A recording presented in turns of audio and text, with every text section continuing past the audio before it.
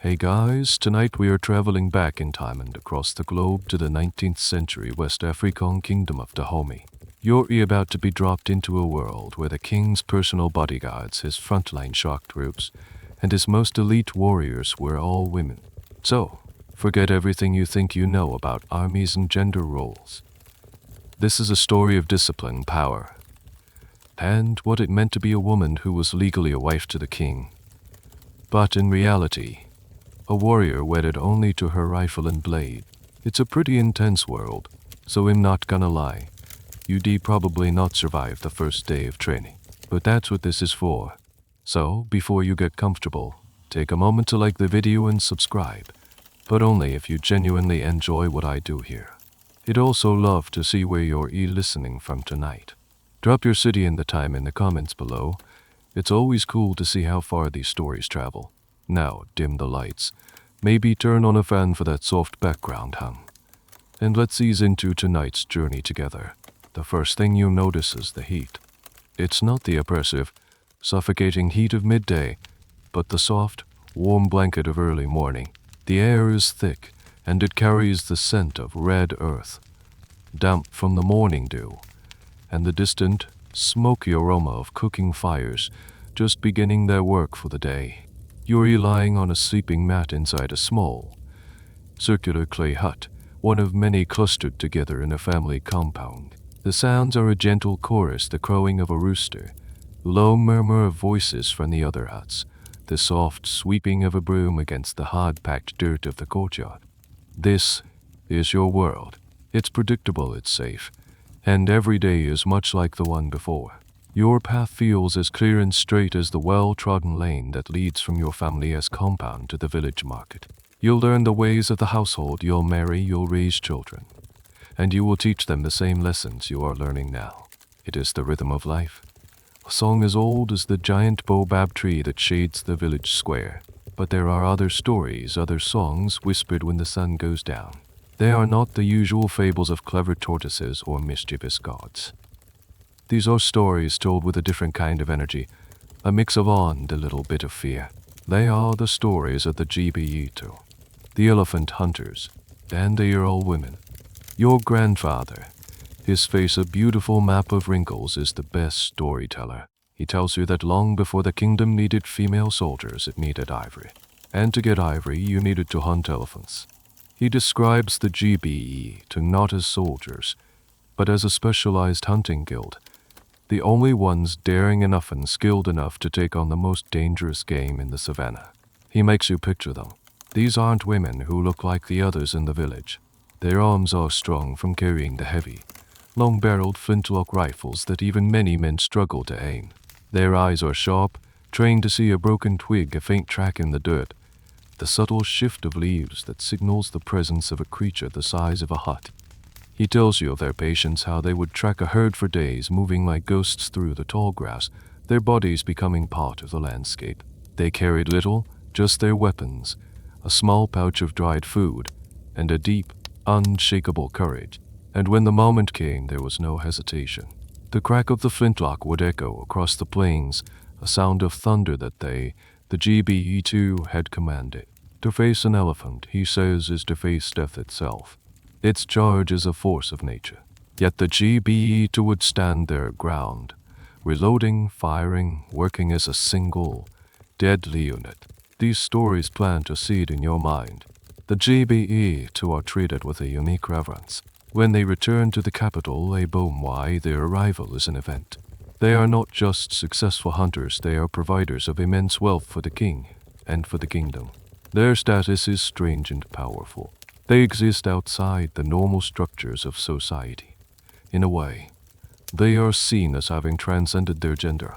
A rather interesting bit of trivia is how some outsiders describe them as a kind of third gender, neither male nor female, but something else entirely, defined by their dangerous profession. They were a sisterhood forged in the crucible of the hunt. But even as your grandfather tells these tales of heroism, you hear the quiet debates among the elders. Historians, centuries from now, will echo these same arguments. Were the Gbeyitu truly just hunters? Or was their formation something more calculated? Some argue that King Huichi Badia, a ruler from long ago, established the group primarily as a way to get ivory. But others whisper a more political theory. They say it was a clever way for the king to create a core of protectors completely unpersonally loyal to him, a force that couldn't get entangled in the messy family politics and clan rivalries of the male chiefs. By hand-picking these women, he was building a foundation of power that was entirely his own. The debate continues to this day, lost in the mists of oral tradition. Lying on your mat, you try to imagine it, the weight of the rifle in your hands, the thrill of the track, the immense, terrifying beauty of an elephant turning to face you. The idea is so far removed from your reality of grinding maize and fetching water that it feels like a dream. It's a life of danger, yes, but also a life of freedom. A life where your worth is measured not by the husband you secure, but by your own strength, your own skill. You close your eyes, the scent of the cooking fires lulling you, but the image of the GB too strong, silent, and fearless lingers in your mind.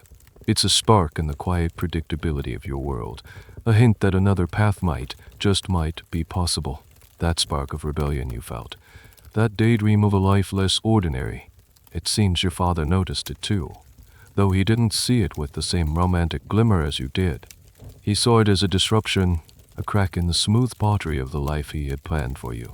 You were perhaps a little too quick with your opinions, a little too slow to show the expected deference. You asked questions that girls were not supposed to ask and showed an interest in things, like the mechanics of the hunter's rifles, that were not your concern. Your independent spirit, which you had nurtured in secret, was becoming a public problem.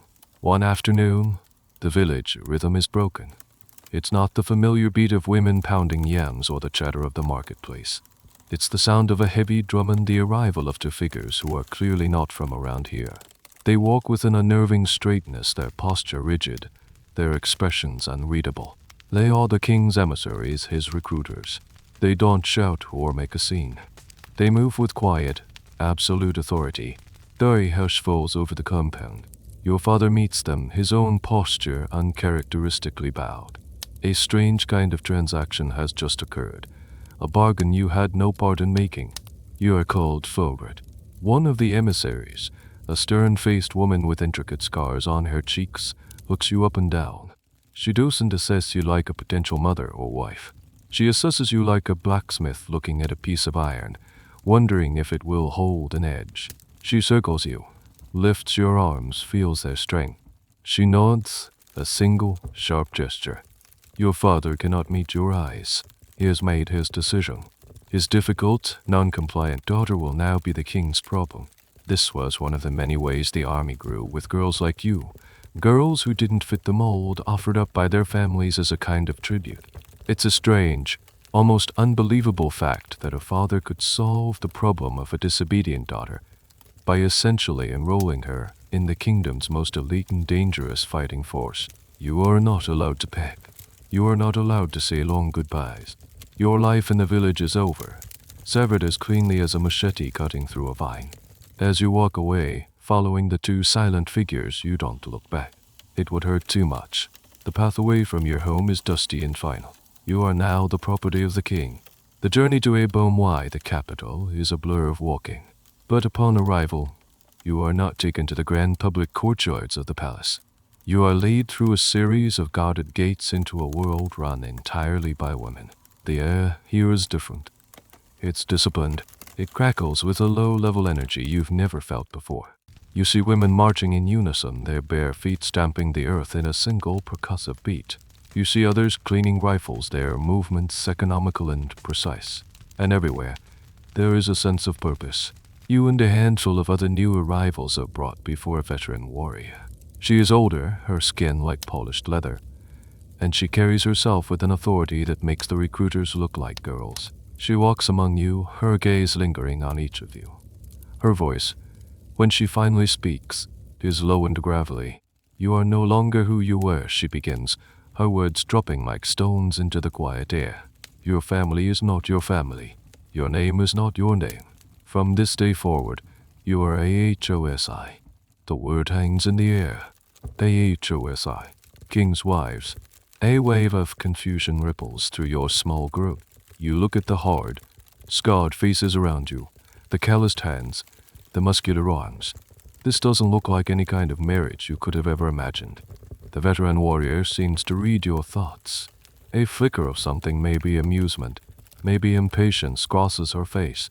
Do not be mistaken. She says, her voice sharp, "You are all now wives of the king, but you will not share his bed. You will not bear his children. You are married to the kingdom. You are wedded to the defense of our people." She explains the rules, the new architecture of your existence. As an Ahosi, you are legally the king's. This status elevates you. No man may touch you. No man may even obstruct your path as you walk. If you are walking down a road and a man is in your way, he must move aside, avert his gaze, and offer a sign of respect. To even touch an Ahosi, intentionally or not, was a crime punishable by death. You are now part of a celibate, untouchable royal caste. Here lies a point that future historians will endlessly debate: the true nature of the Ahosi title. The term was a broad one within the palace, encompassing not just the warriors, but hundreds of other female palace functionaries, from administrators to weavers. The line between these different roles was not always clear to outsiders. Many assumed the title of king's wife was literal for all who held it. But for your group, for the warriors who would become the Mino, it was a legal and symbolic status, not a romantic one. It was a tool of statecraft, a way to grant you power, command respect, and ensure your total loyalty was to the crown, unburdened by husbands or children. Your body and your life now served a single purpose: the preservation and glory of Dahomey. As the sun sets, casting long shadows across the training yard, the reality of your new life begins to sink in. The freedom you once dreamed of now has a face. It is the face of the veteran warrior, hardened, uncompromising. It is the sound of marching feet and the smell of gun oil. You have been given a strange and terrible kind of power. You have become royalty of a sort, but the price of that crown is your old self, your past, and any future you might have imagined. Tomorrow, you know, the real work begins. There is no gentle awakening. Before the first hint of gray light softens the eastern sky, a horn blast, sharp and brutal, rips through the pre-dawn stillness. It's a sound that seems to bypass your ears and hit you directly in the chest. Before you can even process where you are, the veteran warrior is in your hut, her silhouette dark against the doorway. There is no gentle call to rise. She kicks your sleeping mat. Up, she barks, the word a small, hard stone. The devil's camp waits for no one. The concept of a warm-up has apparently not been invented yet, or if it has, it's considered a luxury you have not earned. You stumble out into the cool, dark air, joining a throng of other dazed-looking new recruits. There are dozens of you, a collection of misfits, tributes, and volunteers, all blinking in the torchlight, all sharing the same look of apprehension. The trainers, veterans of countless campaigns, move among you like wolves circling a flock. They are sizing you up, their eyes cold and analytical. They are looking for the slightest sign of weakness, a hesitant step, a fearful glance, a whispered complaint. You learn your first lesson before the sun has even risen. Silence is survival. The training begins not with instruction, but with a run. It's a pounding, relentless, seemingly endless run around the vast perimeter of the palace compound. The ground is uneven and you have to watch your footing in the dark. Your lungs, accustomed to the gentle pace of village life, feel like they are on fire within minutes. A stitch, sharp and stabbing, develops in your side. Sweat pours down your face, stinging your eyes. This isn't about technique, it's about breaking you. It's a filter. Around you, some girls begin to falter. They slow, gasping, hands on their knees. The trainers are on them in an instant, not with encouragement, but with a sharp prod from a wooden staff and a stream of hissed insults. Your ancestors weep to see such weakness. Is this the warrior who would defend our king? You quickly realize that giving up is not an option. It is a disgrace far worse than the pain. So you keep running, your breath a ragged saw in your throat, your legs heavy as stone. After the run, when you feel you can't possibly take another step, you are introduced to what the veterans grimly call the gymnasium. It is not a building. It is a wide, open field filled with the devil's playground of obstacles. There are high walls of packed red earth to be scaled, thick ropes slung over high branches, and long, muddy pits to be crawled through. Your body screams in protest. The walls scrape your skin raw, leaving splinters in your palms. The mud is thick and cloying, pulling at you, trying to hold you down. It's here that something strange begins to happen. As you struggle at the base of a particularly high wall, a hand appears from above. Another recruit, one you don't even know, leans down, her face a mask of grim determination, and helps pull you up. A moment later, you find yourself doing the same for someone else. There are no words exchanged, no time for thanks. It's a silent, desperate pact. The trainers have pitted you against the obstacles, but you have pitted yourselves, collectively, against the pain. This is the second lesson. You are no longer an individual. Your survival is tied to the girl next to you. This is how they begin to strip away your old self and forge a new collective identity. One of the most unsettling parts of the training is the acclimatization to violence. It is not done with relish, but with a chilling matter of factness. One afternoon, a captured wild bush pig is brought into the training yard, its legs bound. You are all made to watch as a veteran warrior dispatches it with a single efficient blow of her machete. There is no ceremony, no anger, just a clean, final act. Many recruits flinch. Some turn away, their faces pale. The trainers watch your reactions intently. A senior warrior addresses you afterward.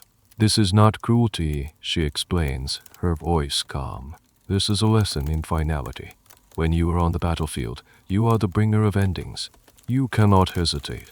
You cannot feel pity. You must be as swift and certain as this blade." This small, almost agricultural act of butchery is a piece of a larger psychological puzzle, desensitization. It's a curious piece of their training regimen that outsiders would later sensationalize, but for the Mino, it was a necessary step in untangling the emotional knots that could get a warrior killed. Later, as you lie on your mat, every muscle in your body throbbing with a dull, persistent ache, you wonder about the purpose of it all. Is this relentless agony truly necessary? Does it build strength, or does it just breed resentment? It's a question historians will argue over for centuries. Were these methods, as described by shocked European visitors, evidence of a savage culture? Or were they a highly specialized and defective, if brutal, system of military indoctrination? One of the older recruits, who has been here a month longer than you, whispers an explanation she heard from a trainer. "They are emptying our cups," she says, her voice barely audible. "You cannot fill a cup that is already full of fear and doubt.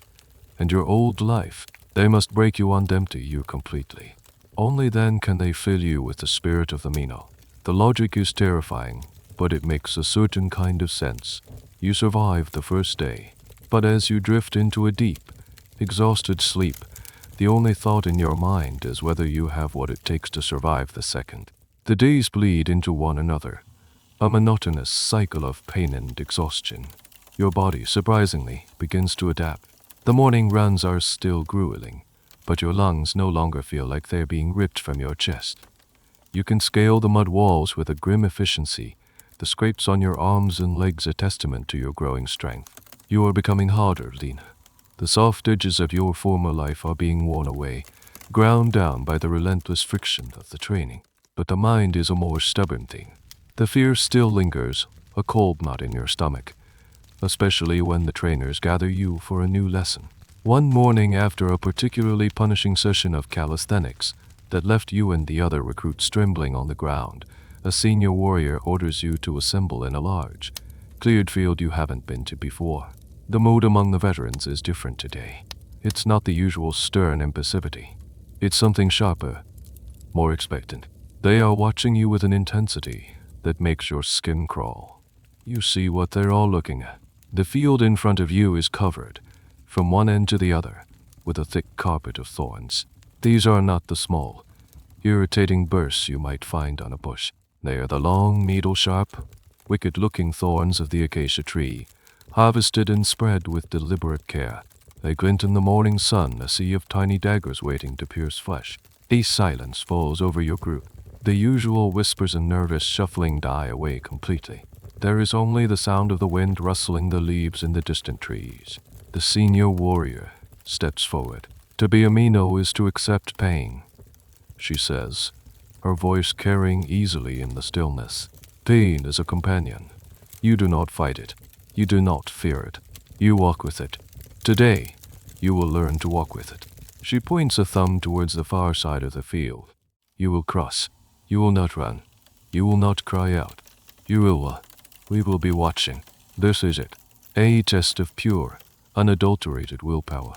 It's a moment that would become legendary in the accounts of European visitors, a symbol of the Mino's savage nature.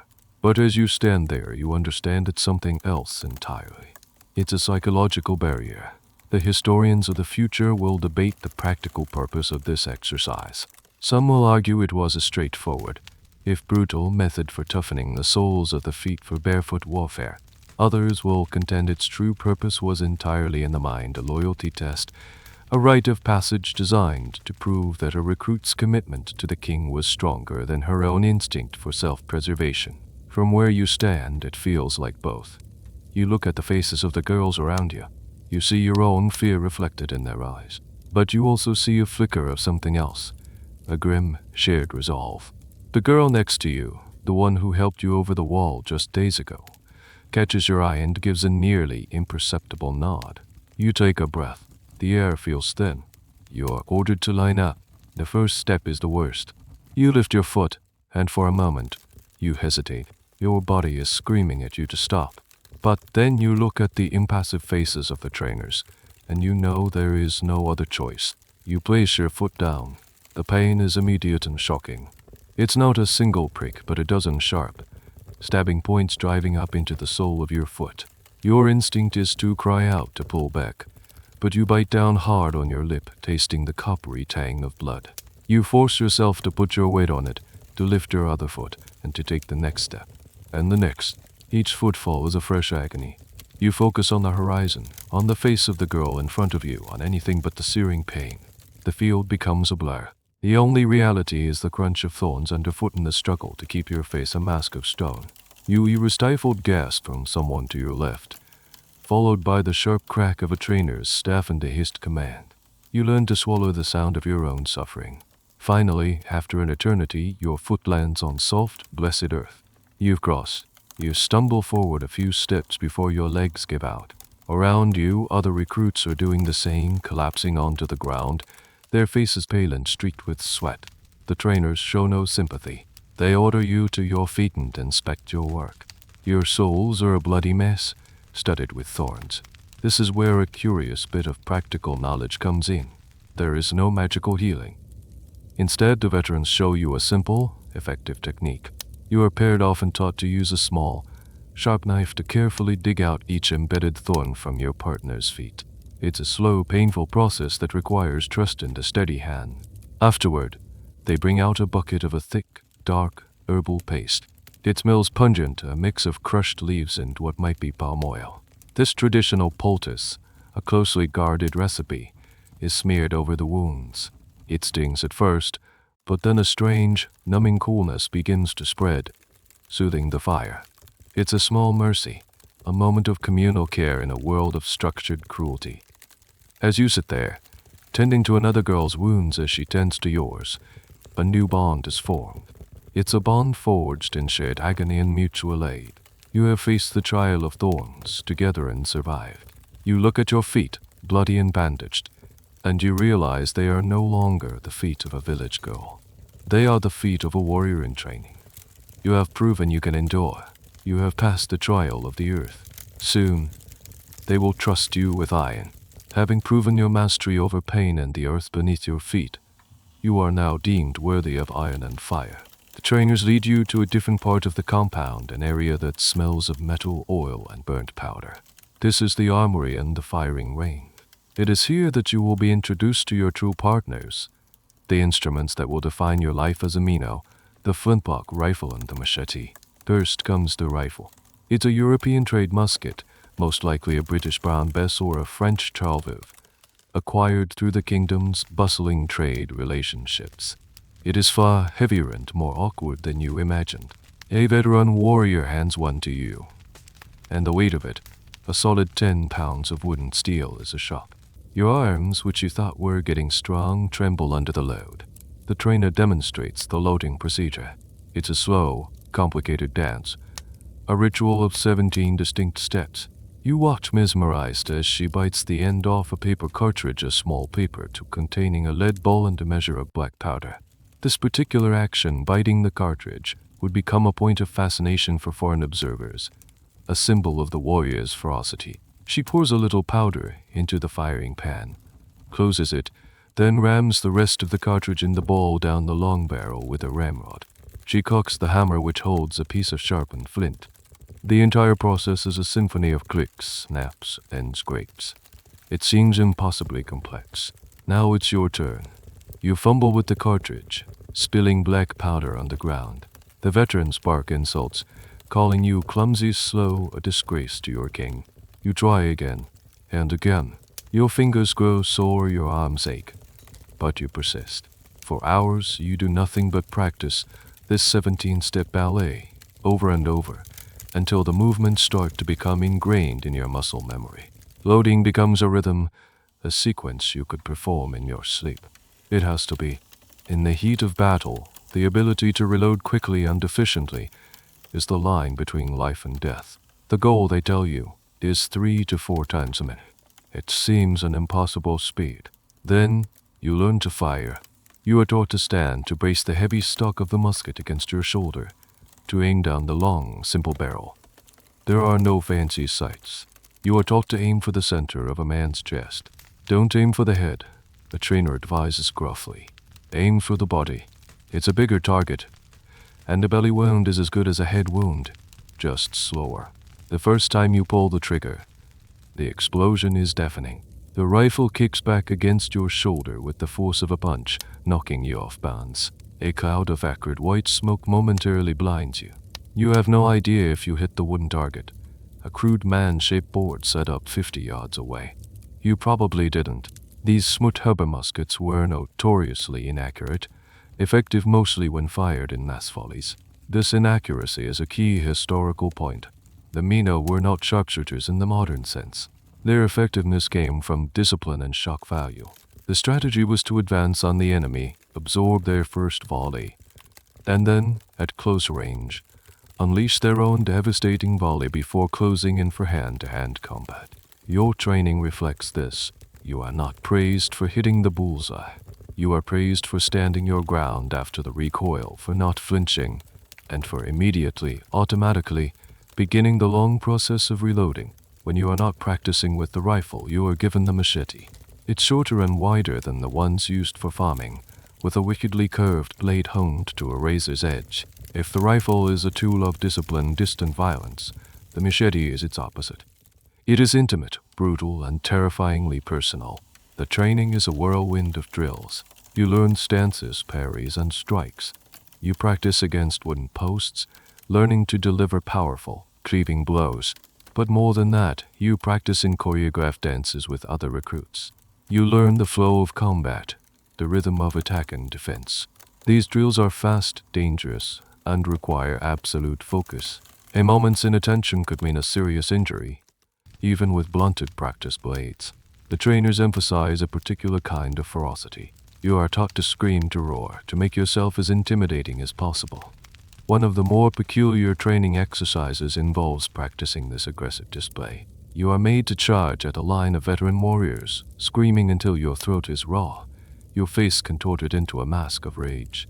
They stand perfectly still, unimpressed. The goal is to project such an aura of pure, unadulterated menace that you could make a man freeze in terror.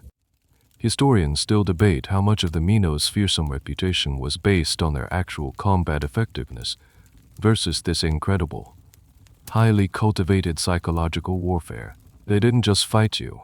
They performed a theater of terror designed to break your spirit before their blades ever reached you.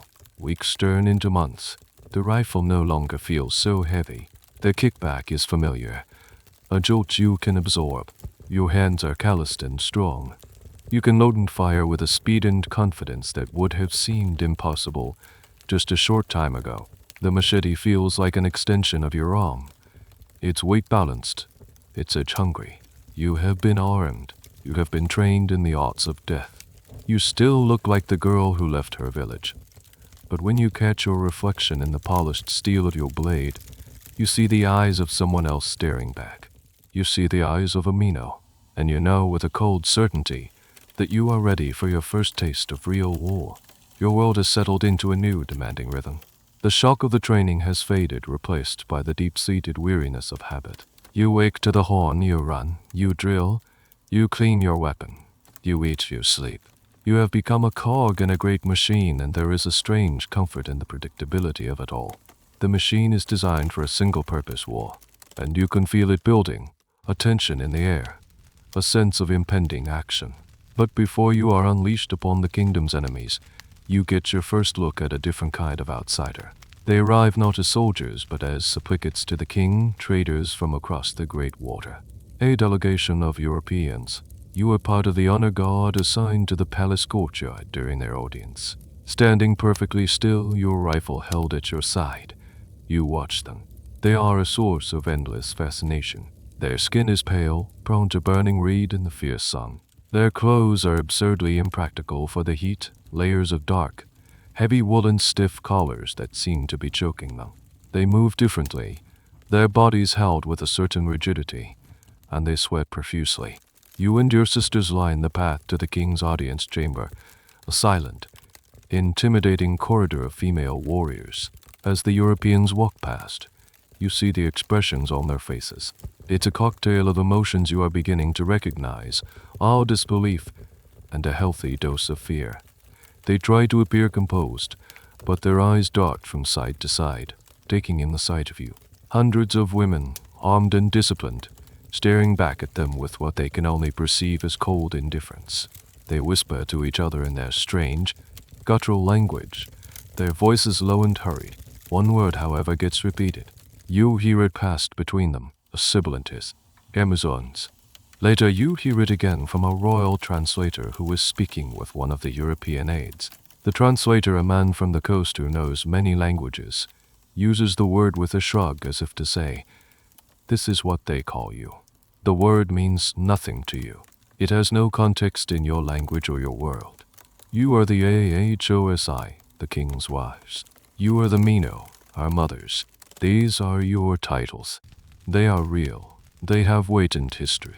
This new word, Amazon, is just a sound, a puff of air. It's a label applied by outsiders who clearly do not understand what they are seeing. But let's pause here for a second, because that name would stick, and it would shape how the world saw you and your sisters for centuries to come. When those 19th century Europeans saw a real-life army of frontline female soldiers, their minds, steeped in their own history and myths, could only go to one place: the Amazons of ancient Greek mythology. They were a mythical tribe of warrior women, fierce fighters who were said to live in a society without men. One of the most famous and incorrect myths about them was that they would cut off one of their breasts to be able to draw a bowstring more easily. It was a story meant to highlight their ferocity and their rejection of femininity as the Greeks understood it. So when these European travelers, traders, and later colonial officers saw you, they weren't really seeing you. They were seeing a myth made real. They projected their own stories onto you, and that name, Dahomey Amazons, became the standard way to refer to you in the history books they would go on to write. It's a catchy name, no doubt, but it's also a deeply misleading one. It exoticizes you. It strips you of your true context. You weren't a mythical tribe living in the wilderness. You were a formal, state-sanctioned institution, an elite corps of the royal army, deeply integrated into the political and military structure of the kingdom of Dahomey. Historians still argue about the effect of this branding. On one hand, the name Amazon undoubtedly contributed to your fearsome reputation abroad. It created a legend, a mystique that probably served the kingdom's purposes in some ways. It made you sound even more intimidating. On the other hand, it turned you into a curiosity, a sideshow attraction. Accounts from the era, like those from a British naval officer named Frederick Forbes, are filled with a kind of breathless, almost voyeuristic fascination. He described your drills, your weapons, your masculine physique, and your supposed savagery in battle with a mix of admiration and colonial horror. He was one of the first to bring detailed stories of your corps back to Europe, solidifying the Amazon label. This framing made it easier for the rest of the world to see you as other, as a savage anomaly rather than as dedicated soldiers defending their sovereign nation. Back in the courtyard, the European delegation has disappeared into the king's chamber. You remain at your post, unmoving. The sun beats down on you, the stock of your rifle warm in your hands. You think about the strange word, Amazon. You don't know its history, its baggage, or how it will define your legacy to a world you will never see. To you, it is just another piece of evidence that these outsiders are children in your world. They gawk at your strength, they marvel at your discipline, and they give you a fairy tale name because their minds are too small to grasp the reality of who you are. The reality is the weight of your rifle, the trust in the woman standing next to you, and the unwavering loyalty you feel to the king. The whispers of the foreigners are meaningless. Soon the only sound that will matter is the roar of your volley and the songs of war you will sing on the battlefield. The title of king's wife may have been symbolic, but the privileges that came with it were intensely real. As you graduate from the brutal anonymity of training to become a full-fledged member of the Mino, your daily existence is transformed. You are moved from the Spartan recruit barracks into the inner sanctum of the palace itself, a sprawling, labyrinthine city within a city that is, for all intents and purposes, a female world. No man is permitted to enter this domain after dark, save for the king and a select group of eunuchs who serve as messengers and guards. During the day, the few male officials who must enter are required to announce their presence constantly, ringing a small bell to warn any Ahosi of their approach so that she might avert her gaze or step aside. This is the ultimate sign of your new status. The world now moves for you. You walk through the palace grounds with a newfound confidence. When you leave the palace and walk through the streets of Dahomey, the change is even more dramatic. A procession of Mino moving through the city is a sight to behold.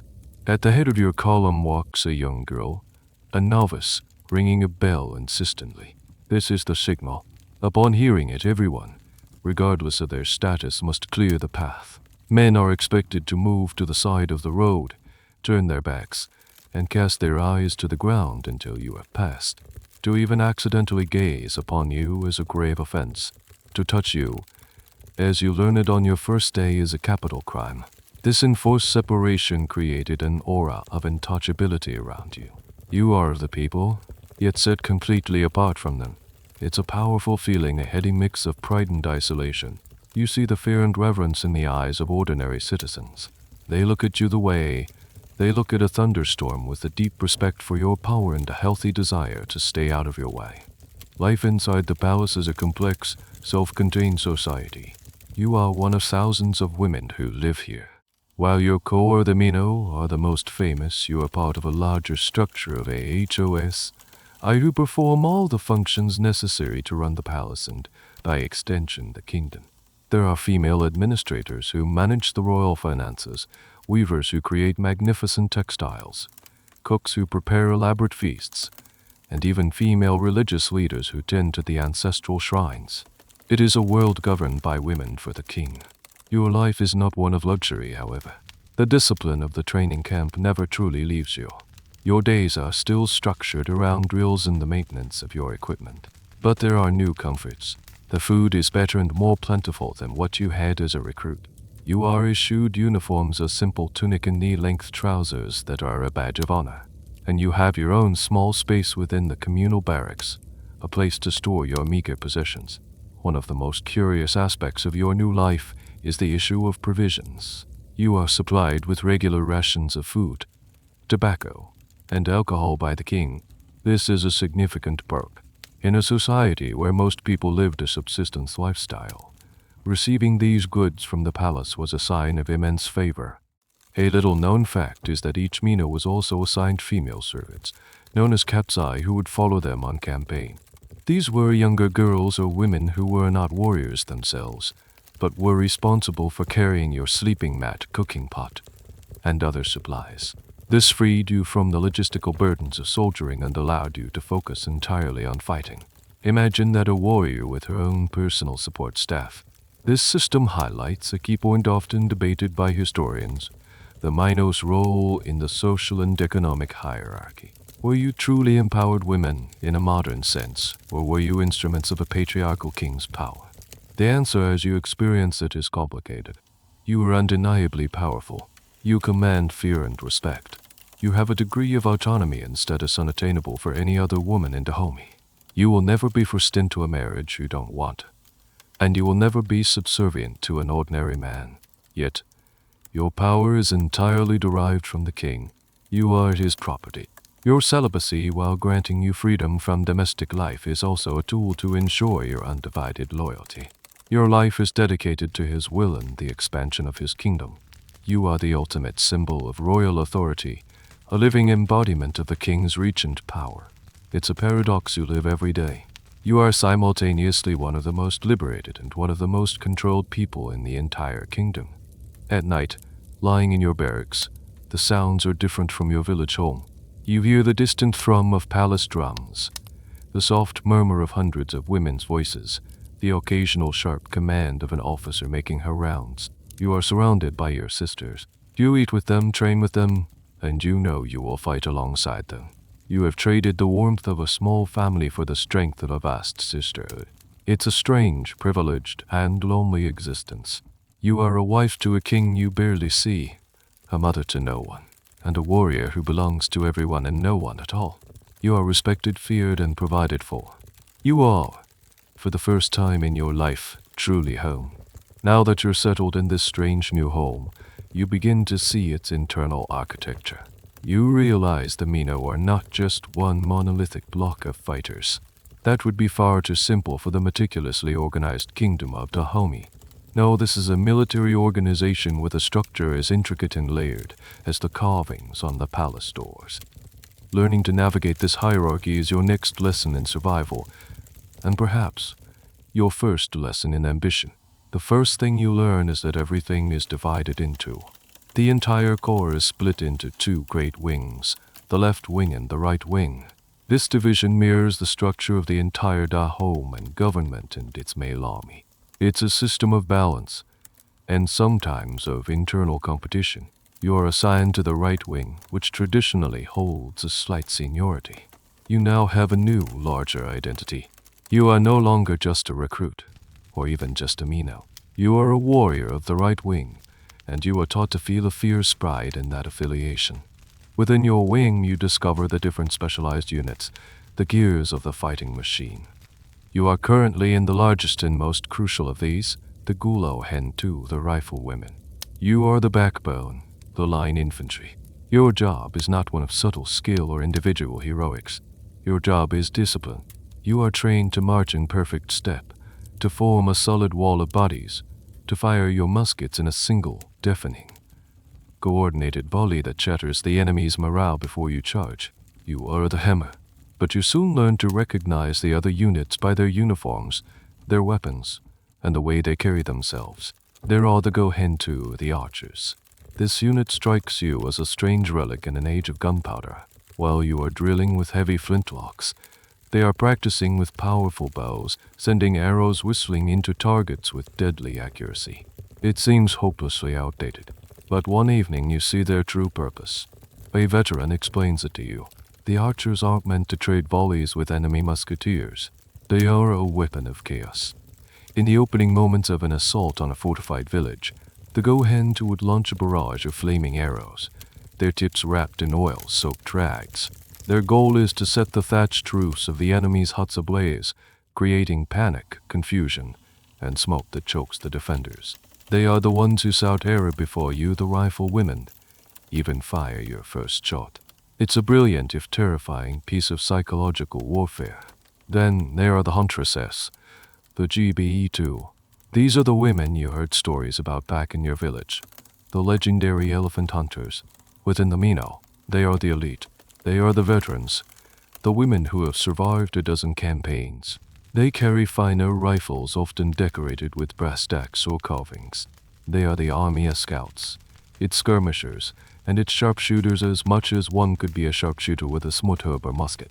They are given the most dangerous missions, reconnaissance deep in enemy territory, or flanking maneuvers during a pitched battle. They work with a quiet, lethal confidence that sets them apart. You look at them with a mixture of fear and aspiration. To be chosen for the GBE2 is the highest honor a common warrior can achieve. Above all these units is the officer corps. You learn to recognize the commanders instantly. They are distinguished not by flashy uniforms, but by subtle markers of rank, a specific type of coral bead necklace, a carved wooden staff, or sometimes a European-style saber worn at the hip. There are the Kahitong and the Gandimi, the female generals and commanders who lead the two wings. They are women who have risen through the ranks on merit, on courage, and on their unwavering loyalty to the king. The supreme commander of the entire female army is a figure of immense power, a woman who has the king's ear and commands the respect of thousands. And this is where a subtle but persistent question lies, one that historians still puzzle over. What was the true nature of this female command structure?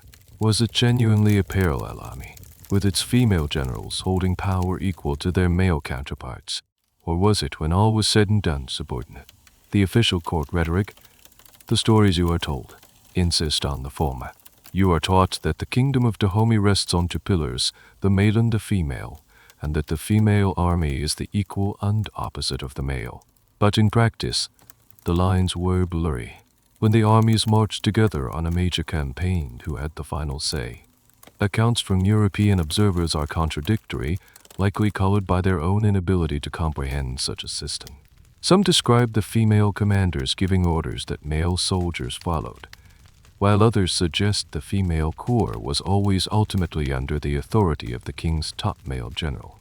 It remains a fascinating gray area, a debate about whether this was a truly dualistic system or a brilliant but ultimately contained female power structure within a patriarchal state.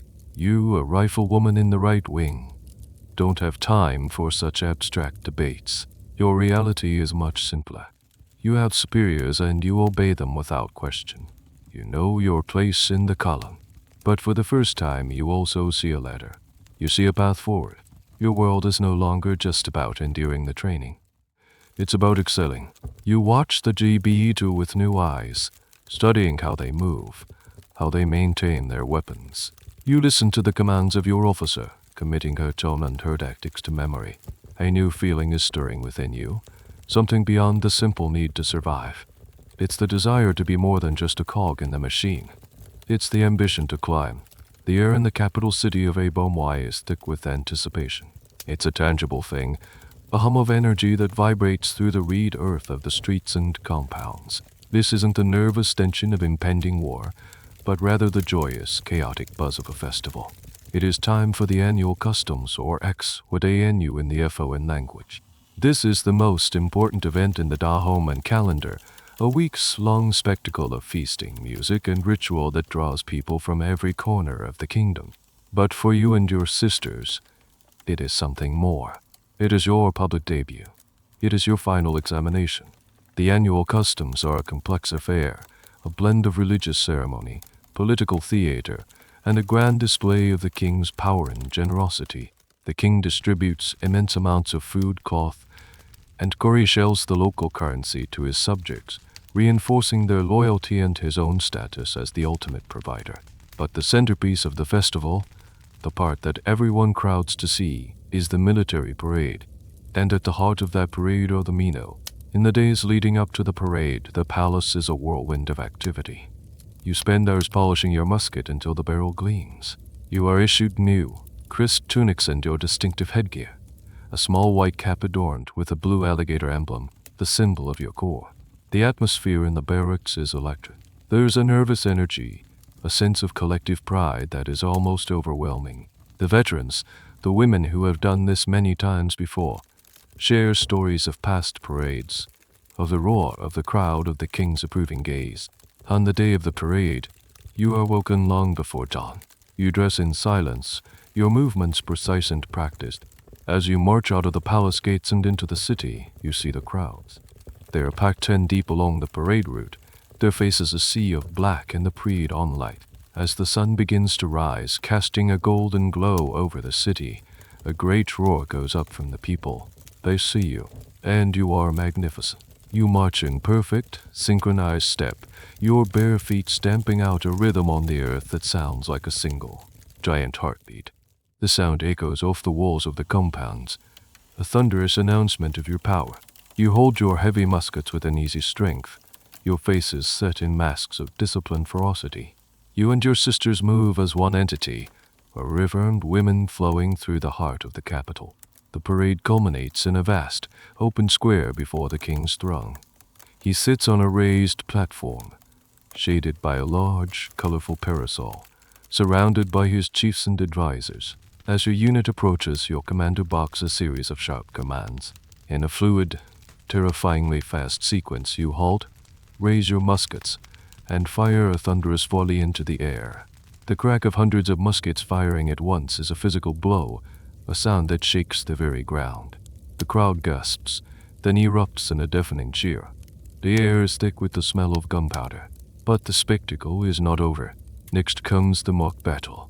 A replica of an enemy village, hastily constructed from wooden thatch, has been built at one end of the square.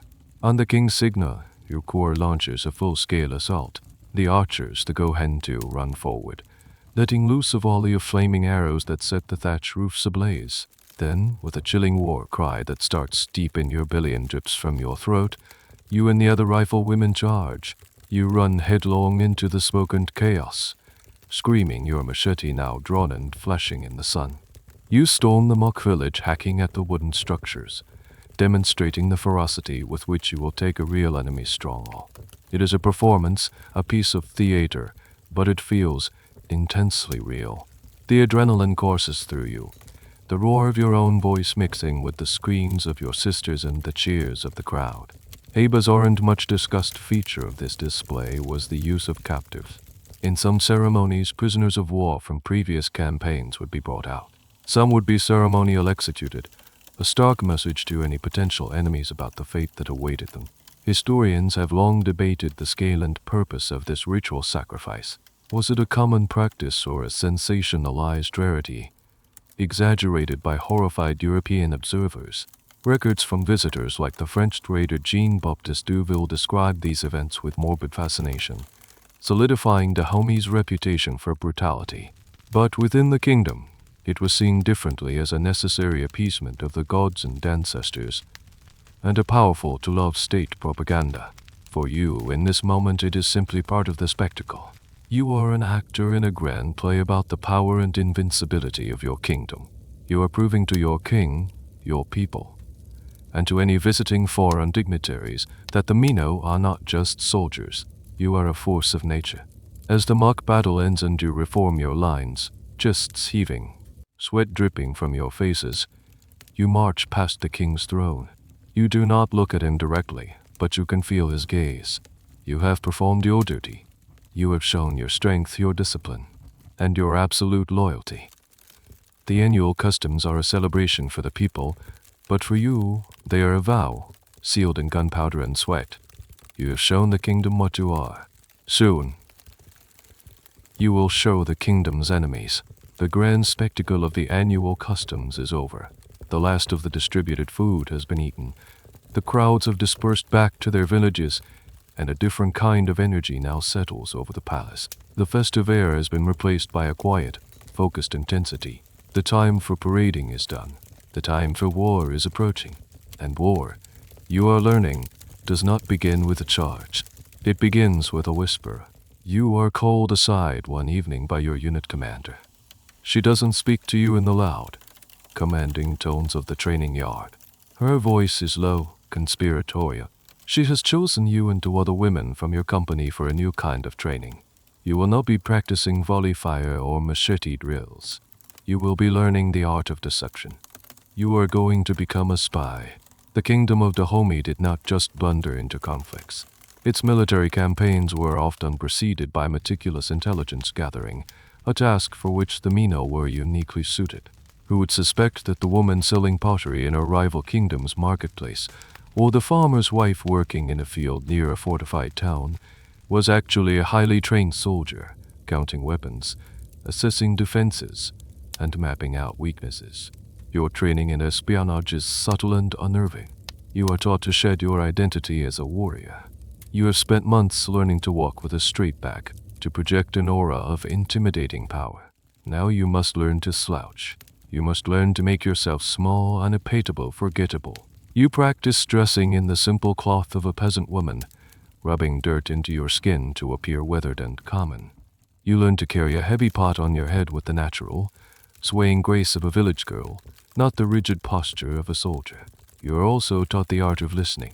You spend hours sitting in the bustling markets of Dahomey, not buying or selling, but simply listening. You learn to filter out the meaningless chatter, to pick up on the subtle currents of gossip, to identify the men who speak with authority and the women who seem to know every honest business. You learn that a disgruntled soldier complaining about his rations can reveal more about an army esmer than any general's report. One of the most peculiar and ingenious methods of spycraft you learn is the use of songs. In a culture with a strong oral tradition, news and stories were often passed through music. Your trainers teach you seemingly innocent folk songs, but hidden within the lyrics are coded messages. A verse about a baobab tree having 3 large branches might be a signal that a target village has 3 main gates. A line about a chief's favorite goat being sick could indicate that the town's leader is weak or distracted. It's a brilliant system of communication that is virtually unbreakable for an outsider. Historians have debated just how extensive this female spy network was. Concrete evidence is, by its very nature, scarce. Spies who are caught don't leave written records, but anecdotal accounts and the clear tactical successes of many Dahomey and campaigns suggest it was a sophisticated and highly effective operation. Some scholars argue that nearly every major military action was preceded by this kind of female lead intelligence work, making the Mino not just the kingdom's fist, but also its eyes and ears. Your first mission is a test. You are not being sent into enemy territory yet. You and another recruit are given a simple task. You are to infiltrate a nearby village that is technically part of the kingdom but is suspected of tax evasion. You are to pose as sisters who have traveled from a distant province to sell palm oil. Your real goal is to assess the wealth of the village chief and listen for any talk of defiance against the king. The experience is terrifying. Walking out of the palace gates dressed in ragged clothes, your musket and uniform left behind, you feel naked and vulnerable. The aura of fear and respect that usually surrounds you is gone. You are just another woman on the road, and men look at you with casual indifference or worse, with unwanted interest. You must force yourself to be demure, to avert your gaze, to play the role of a simple peasant. In the village market, you set up your small stall of oil pots.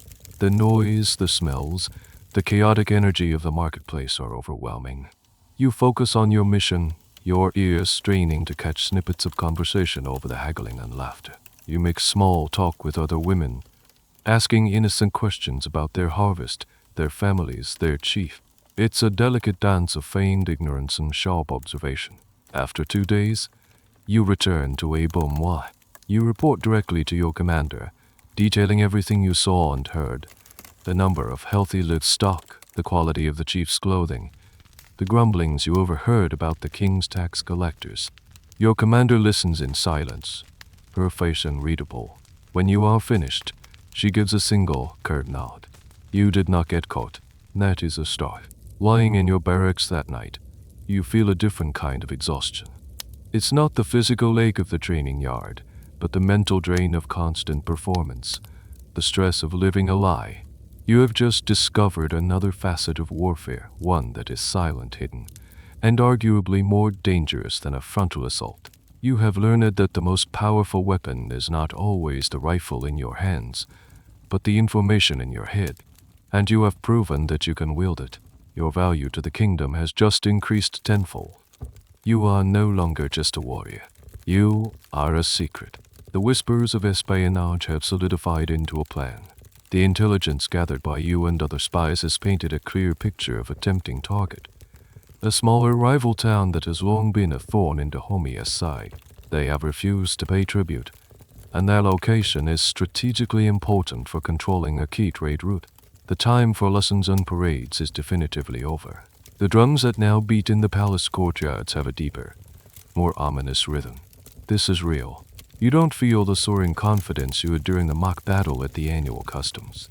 That was a performance for a crowd. This is a quiet, cold knot of dread mixed with a fierce, burning anticipation. You stand in formation as the royal priests perform the final rituals, offering prayers and sacrifices to the ancestors and gods of war. The air is thick with the smoke of sacred herbs and the coppery scent of blood. The king himself addresses the army, his voice ringing with promises of glory for the brave and spoils for the victorious. Then you march. The army that leaves Dahomey is a sight of terrible power. It's a long, snaking column of thousands of warriors, both male and female, their weapons glinting in the hot sun. The male regiments led, but your corps, the Mino, marches with its own distinct banners, its own drummers, its own commanders. You are not an auxiliary force. You are a parallel army, moving with a discipline that makes the male units look almost sloppy by comparison. The march is grueling. You move with incredible speed, a hallmark of the Dahomey military. You cover miles of rough terrain savanna, forest, and swamp at a relentless pace. The heat is punishing. The insects are a constant torment, and the weight of your musket and ammunition feels heavier with every step. But you do not complain. You do not falter. You simply march, your mind focused on the rhythm of your feet hitting the earth, a rhythm that is carrying you closer and closer to your first taste of real violence. The night before the attack, the army makes camp in a hidden clearing, miles from the target town. No fires are lit, no loud noises are made. You sit in the darkness checking your weapon one last time, your heart pounding a frantic rhythm against your ribs.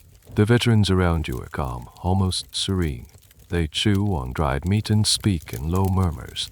One of them, an older woman with a web of fine scars on her arms, sees the nervous energy in you. She leans over and whispers. The first one is always the loudest. Note the battle, the fear in your own head. Don't listen to it. Listen to the drums. Listen to your sisters. Stay in the line. That's all you have to do. The attack comes just before dawn, the hour of deepest darkness and heaviest sleep. You move like ghosts through the last stretch of forest, your bare feet making almost no sound on the damp ground. The town is silent, its inhabitants completely unaware of the thousands of warriors surrounding them. The plan, based on the intelligence your spy network gathered, is simple and brutal, a swift, overwhelming assault from three sides. The signal is a single cannon shot, fired from a small artillery piece hauled all the way here for this purpose. The moment the boom echoes through the air, the world erupts into chaos. 1,000 voices, yours among them, let out a single, terrifying war cry. You rise from your concealed positions uncharged. The next few minutes are a blur of disjointed, nightmarish images. You are running, screaming, your musket held tight against you. To your left and right are your sisters, their faces transformed into masks of terrifying rage. The archers have done their work. The first of the thatched roofs are already catching fire, casting a flickering, hellish light on the scene. You reach the town's defensive palisade, a crude wall of sharpened stakes. You don't stop. The first wave of male soldiers throws down heavy wooden planks to bridge the defensive ditch. You scramble across, ignoring the chaos, ignoring the first panicked shots coming from the defenders. You reach the wall, and your training takes over. You find a spot, brace your musket, and fire. The recoil slams into your shoulder. The smoke blinds you for a second, but you don't even register. You are already reaching for a new cartridge, your hands moving with the automatic, desperate speed of your drills. You swarm into the town. It is a maelstrom of noise, smoke, and confusion. You see an enemy fighter loom out of the smoke in front of you, his face a mask of terror. Time seems to slow down. You don't think. You react. You parry his clumsy spear thrust with the barrel of your rifle and bring the butt of it around in a crushing arc, hitting him in the side of the head. He goes down. You don't look back. You keep moving, pushing deeper into the town. This is where a strange and often misunderstood aspect of Dahomey warfare comes into play. The objective was not just to defeat the enemy army, but to capture its people. The wealth of the kingdom was built in large part on captives. Some would be sold into the transatlantic slave trade, a brutal economic reality that funded the kingdom's military power. Others would be assimilated into Dahomey society, becoming farmers or laborers, their children growing up as citizens of the kingdom that had conquered their parents. This is a deeply uncomfortable and controversial part of Dahomey's history, a point that scholars continue to grapple with. Was Dahomey a unique warrior culture, or was it a state whose military prowess was inextricably linked to its role in the horrific slave trade? The truth for you in this moment is that your mission is not just to kill, but to capture. You corner a small group of defenders in a compound. They are terrified, disorganized. Your unit forms a line, a solid wall of muskets and machetes, and they throw down their weapons. The fight is over almost as quickly as it began. The town is taken. As the sun rises, casting its clear, unforgiving light on the scene, you finally have a moment to breathe. Your ears are ringing. Your body is trembling with leftover adrenaline. You are covered in sweat, dirt, and smoke. You look at your hands, your weapon.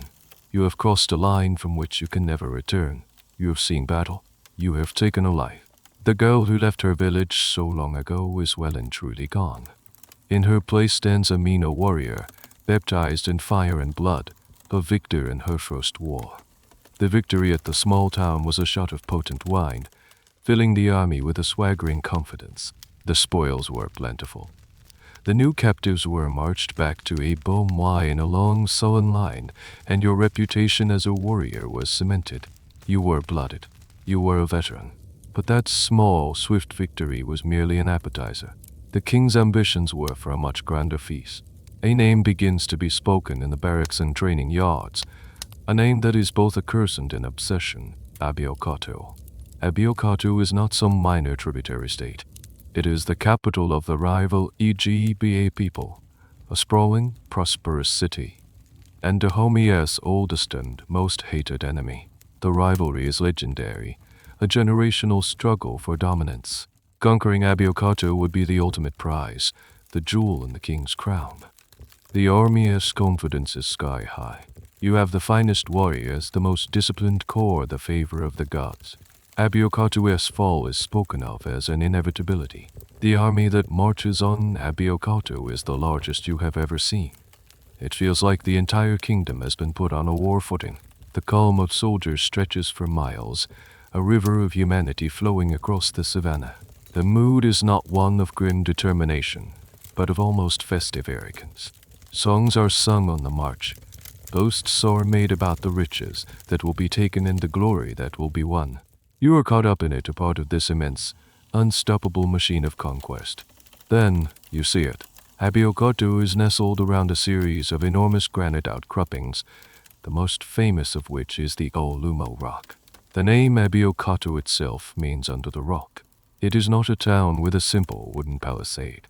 It is a metropolis protected by massive, thick earthwork walls, reinforced with stone and fronted by a deep trench. It looks less like a city and more like a fortress. A flicker of doubt, small and cold, touches your heart for the first time, but you push it away. You are the Mino. These walls are just mud. You will tear them down. The attack plan is the same as before, just on a massively larger scale. Overwhelm them with speed and ferocity. The assault begins at dawn with the roar of thousands of voices. You charge forward with your sisters, a wave of screaming, disciplined fury aimed at the city's ramparts. You expect panic. You expect a disorganized defense. You get a hailstorm of lead. The defenders of Abiokatu are waiting for you. They are not shaken by your war cries. They are lined up on top of their high walls, and they unleash a volley of musket fire that is terrifyingly coordinated and brutally effective. The air is filled with the whistle of musket balls. Around you, women you have trained with, women you thought were invincible, scream and fall. There is no time to process it. You keep charging, scrambling over the bodies of the fallen, your own fear a hot, metallic taste in your mouth. You reach the base of the wall. The fighting is a chaotic, vertical nightmare. You try to place scaling ladders, but they are pushed back by defenders wielding long poles. Rocks, heavy logs, and even pots of boiling water rain down from above. You fire your musket upwards, reload in the suffocating press of bodies, and fire again, but it's like trying to fight a giant. The walls are too high, the defenders too numerous and too well prepared. And then you notice something else. Their weapons are good, surprisingly good. You hear a veteran curse beside you, pointing to a puff of smoke from the wall. The EGBA soldiers aren't just fighting with the same trade muskets you have. Some seem to have newer, better rifles. This is a strange and infuriating detail that would become a key part of the story of this battle. European missionaries, particularly British ones, had established a strong presence in Abiokatu. They had not only converted many of the EGBA to Christianity, but had also provided them with tactical advice and, crucially, helped them procure modern European firearms. You are not just fighting the EGBA. You are fighting EGBA armed and advised by the same kind of people who sold you your own muskets. The battle degenerates into a bloody, futile stalemate at the base of the walls. The initial shock and awe of your charge has broken against the rock of Abiokatu's defenses. The Dahomey commanders, both male and female, try to rally the troops for another push, but the momentum is gone. It has been replaced by confusion and mounting casualties. Historians will debate the reasons for this catastrophic failure for generations. Was it poor intelligence? Did the Dahomey generals fatally underestimate the strength of Abiokatu's fortifications and the resolve of its people? Was the battle plan, so effective against smaller targets, simply the wrong strategy for a major siege? Or was it the influence of the European advisors and their superior weaponry that tipped the scales? The truth is likely a combination of all these factors. It was a perfect storm of overconfidence on your side and unexpectedly strong preparation on theirs. The retreat, when the call finally comes, is a humiliation worse than any wound.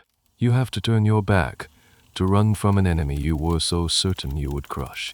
You carry your wounded, leaving the bodies of the dead where they fell. The triumphant songs of the march out are replaced by a long, grim, defeated silence on the march home. You return to Dahomey not as conquerors but as survivors. The aura of invincibility that surrounded the army, and especially your corps, has been shattered. You have learned the bitterest of all lessons, that courage and discipline, no matter how perfect, cannot always overcome a high-wallened and determined enemy. You have tasted defeat, and the name of that defeat, Abiokatu, will be forever etched in your memory as a scar that never quite heals. The defeated Abiokatu hangs over the capital like a shroud of damp, heavy smoke. The swagger is gone, replaced by a quiet, brooding mood. The casualty lists are long, and for the first time, you see gaps in your ranks that will not be easily filled. In the wake of this failure, something shifts. The army turns inward. The training becomes more intense, the discipline stricter, as if trying to purge the memory of the defeat through sheer force of will. And in this period of introspection, another, older element of your warfare comes to the forefront, the power of song. You have always sung. You sang songs of loyalty at the annual customs. You sang boasts on the march to war. But now the songs take on a new, more urgent purpose. They are no longer just for celebration or ceremony. They are a weapon. They are a tool for rebuilding morale, for reinforcing your identity, and for terrifying your future enemies. The training sessions now include dedicated time for music. You sit in the dusty courtyard, not with your muskets, but with your voices. An old warrior, a woman whose voice is as cracked and weathered as her skin, acts as the corps master. She is a living archive of the corps history, and she teaches you the songs that her mothers taught her. These are not simple tunes. They are complex compositions with call and response patterns, intricate rhythms beaten out on drums or the butts of your rifles, and lyrics that are a potent mix of history, threat, and self-aggrandizement.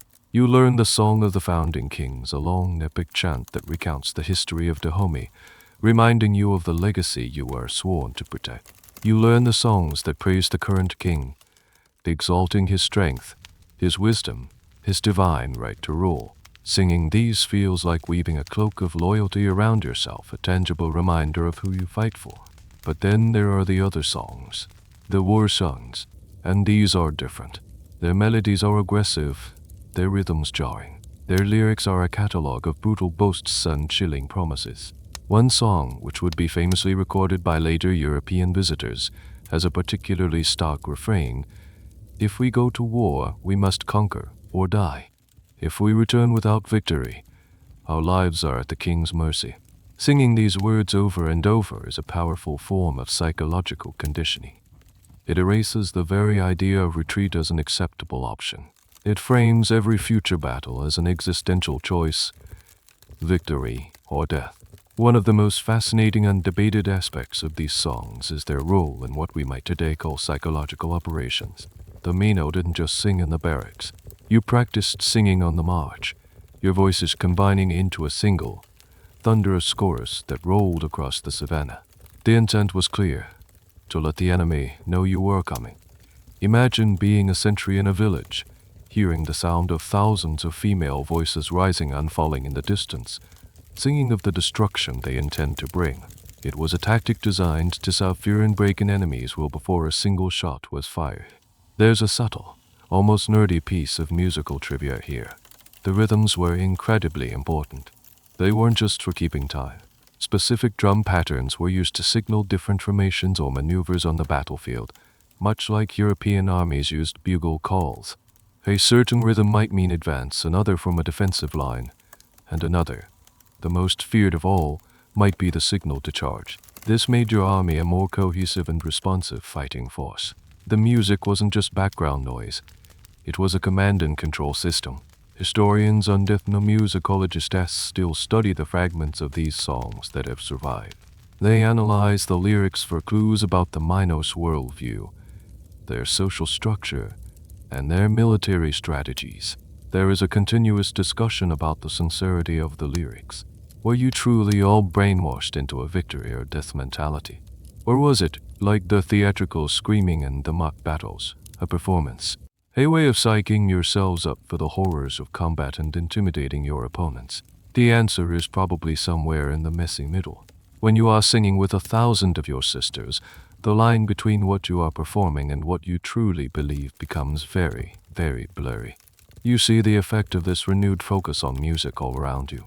The younger recruits, who arrived after the Abiokatu disaster, know nothing of that failure. They only know these powerful, confident songs. They sing them with a fervor that is contagious. The music slowly, steadily begins to heal the wounds of the defeat.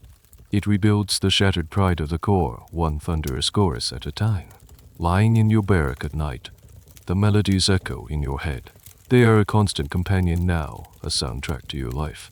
The songs are a history book, a tactical manual, and a declaration of intent all at once. You have learned that a warrior fights with her body, her weapon, and her mind. Now you understand that you also fight with your voice. You are relearning how to be a force of nature, and your roar is becoming just as important as your bite. The songs have rebuilt your spirit, and the relentless drilling has honed your edge.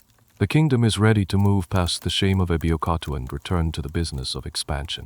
The next campaign is planned, and it is a stark reminder of the fundamental, and often brutal, economics of your world.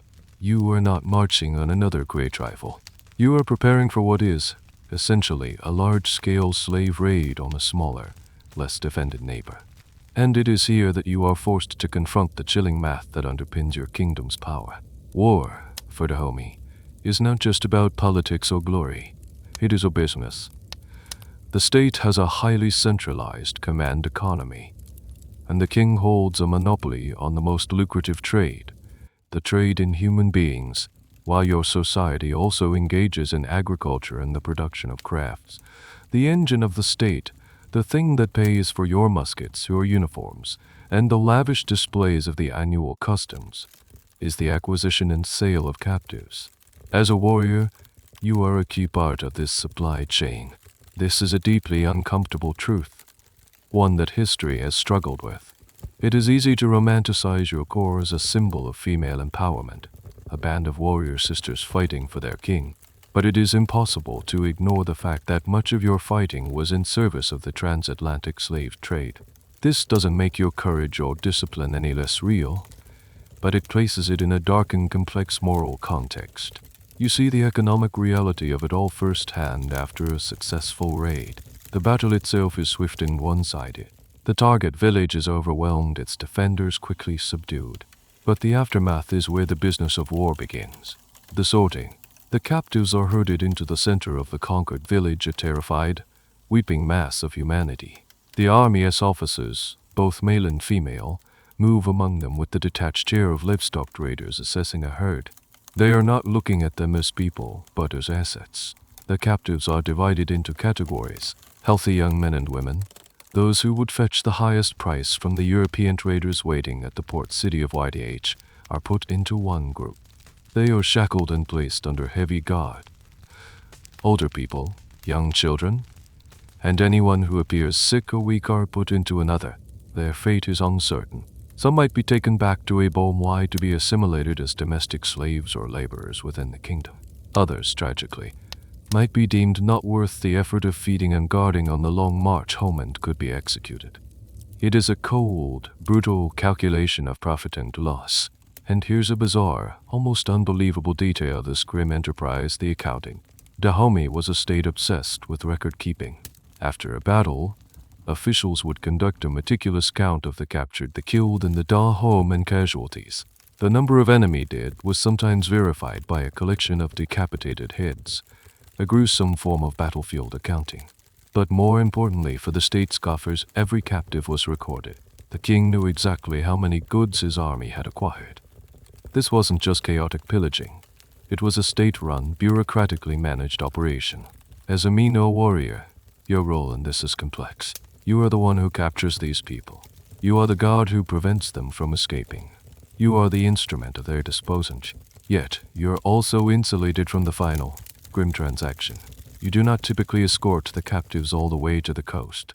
You do not deal with the European sea captains in the slave forts of Wedded. Your part of the job is done once the captives are secured and marched back to the capital. Historians have long debated the internal perspective of Dahomey and soldiers on this.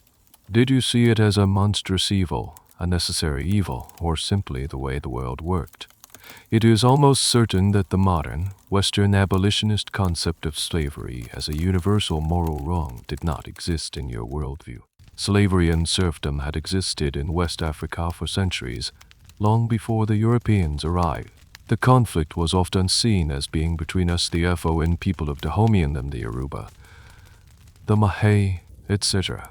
Dehumanizing the enemy, seeing them as other, was a necessary psychological step to enable the trade. But that doesn't mean there wasn't a human cost that you witnessed. You see the families being torn apart. You hear the wails of a mother whose child is taken from her. You see the look of utter despair in the eyes of a man who was, just hours ago, a proud farmer in his own home and is now a piece of property. You are trained to ignore it, to harden your heart, to see it as the natural consequence of war and the price of your kingdom's survival and prosperity. You survive by focusing on the logic of it all. The captives you bring back enrich the king. The king, in turn, provides for you, his elite warriors. The wealth from this trade allows the kingdom to remain strong, to defend itself from its own enemies, like the powerful Oyo Empire or the ambitious CGBA. It is a closed, circular logic of violence and profit. You are both a beneficiary and a perpetrator of this system. It is the great, unresolvable paradox at the heart of your existence as a Mino. You are a warrior fighting for your people, but your sword is double-edged, and the freedom and power you enjoy are paid for by the bondage of others. In the midst of the cold calculus of war and the intimidating power of the collective, individual legends are still forged. Just as soldiers in any army whisper the names of heroic generals, you have your own pantheon of heroes. These are the women who embody the ideal of the Mino, whose stories are told around the night fires to inspire recruits and remind veterans of the heights of courage they can aspire to. And there is one name that is spoken with a special kind of reverence, Dahomey. Her name itself means God speaks. She is not from your time. She was a commander in the army of King Gazo, who reigned a generation before your own time. But her deeds have become the stuff of legend, a benchmark against which all future Mino leaders are measured. The stories about her paint a picture of a woman who was the physical and spiritual embodiment of the core. She was said to be exceptionally tall and strong, her presence on the battlefield a rallying point for her warriors. She was a master of both the musket and the blade, but it was her leadership, her tactical acumen, and her sheer, unadulterated audacity that set her apart. The most famous story about Dahomey, the one every recruit learns, is of her leadership during a campaign against the fortress of Abiokato. Yes, that same nemesis that you so recently failed to conquer. In this earlier campaign, which also ultimately ended in defeat for Dahomey, her actions became a small legend of victory within a larger story of failure. As the story goes, the Dahomey army was pinned down, much like yours was, at the base of the city's formidable walls. The attack had stalled, morale was plummeting, and the male commanders were considering a retreat. SCH Dong Hong BH, leading her wing of the Mino, refused to accept this. In a stunning display of bravado, she is said to have personally led a group of her warriors on a charge, directly at a defended gate. You can almost picture the scene as the storyteller describes it, the chaos of the battlefield, the rain of arrows and musket balls from the ramparts, the shouts of the dying. And through it all, this imposing figure, SCH Dong Hong BH, her machete in hand, charging forward when everyone else was falling back. She reached the gate and, with her warriors providing covering fire, she began to hack at the thick wooden beams with her blade, her actions inspiring those around her to rejoin the fight. The story culminates in a dramatic, if perhaps embellished, climax. She is said to have led her small band and successfully breaching the outer gate, creating a brief but glorious foothold within the enemy's fortress. It was a foothold the rest of the army couldn't exploit, and they were eventually forced to pull back. But for a shining moment, SCH Dong Hong BH had done the impossible. She had broken the unbreakable wall. One of the more peculiar details that solidifies her legend comes from a drawing made by a European visitor, Frederick Forbes, the same man who helped popularize the Amazon name. He claimed to have met SCH Dong Hong BH and drew a picture of her. The illustration shows her in full warrior regalia, holding a musket in one hand and, in the other, a decapitated head, which she holds aloft by the hair. This image became incredibly famous in Europe, a sensationalist depiction of a savage warrior queen. Historians, of course, approach this with caution. Did Forbes actually see her do this? Was he exaggerating for his audience back home? It is a point of academic debate. The act of taking heads was a known, if ritualized, part of Dahomey warfare, a way of proving one's kills. Whether SCH Dong Hong BH posed with one for a portrait is another matter, but regardless of its literal truth, the story and the image perfectly capture the dual nature of her legend. To the outside world, she was a symbol of barbarism. To you, she is a symbol of ultimate victory and power. Her story serves a vital purpose within your core. It teaches you that even in defeat, there can be glory. It demonstrates that individual courage can change the course of a battle. And most importantly, it shows that a woman can be the most brilliant and fearless military leader in the kingdom. She is your proof of concept. Her legend also highlights the path of meritocracy within the Mino. She wasn't born a general. She rose through the ranks because of her skill and her bravery. Her story tells every young recruit, every riflewoman like you, that the highest echelons of command are open to you. If you have the strength and the will to seize them, it plants a seed of ambition, the idea that you don't just have to follow orders. One day you could be the one giving them. As you sit and listen to these tales, the figure of SCH Dong Hong BH becomes more than just a historical person. She becomes an ideal. You strive to be as strong, as disciplined, as fearless as she was. Her story is a reminder that you are not just an anonymous face in the ranks. You are the inheritor of a legacy of powerful women.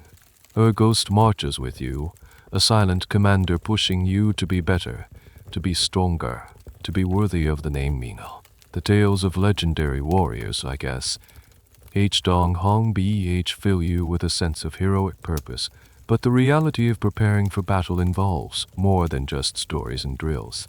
As a campaign draws near, the palace takes on a different kind of ritualistic energy, and you discover that courage, for some, is not just forged in training, but is also found at the bottom of a gourd cup.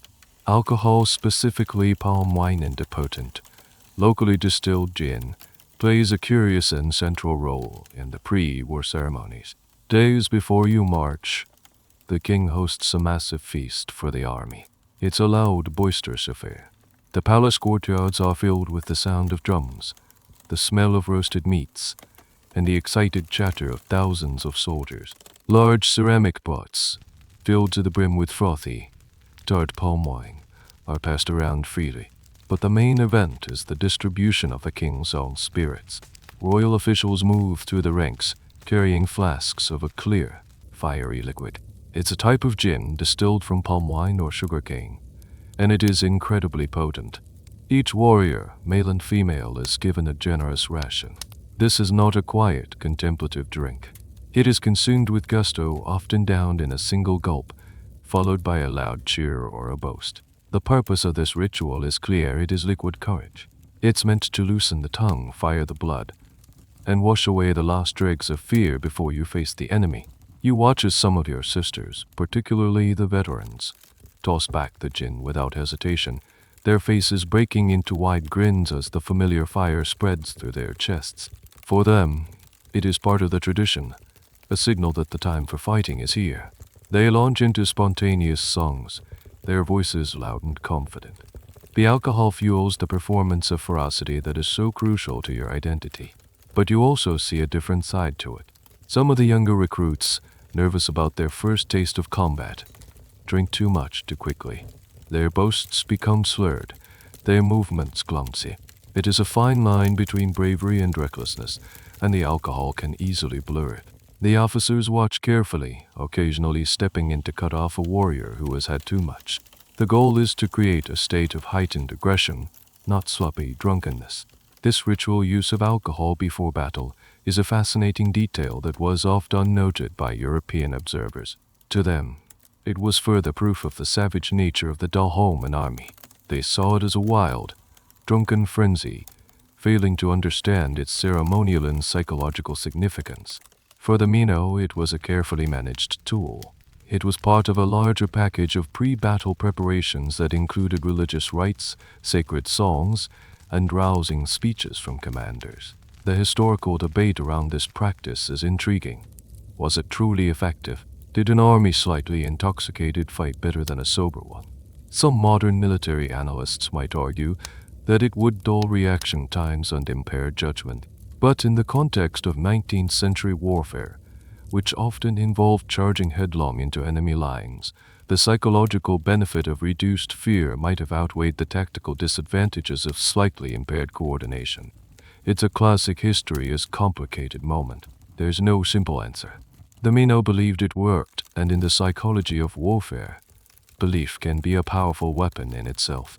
And here's a quirky, almost mundane, little secret related to this ritual. The king didn't just provide the alcohol, he also provided the tobacco. Smoking was an incredibly common habit among the Mino.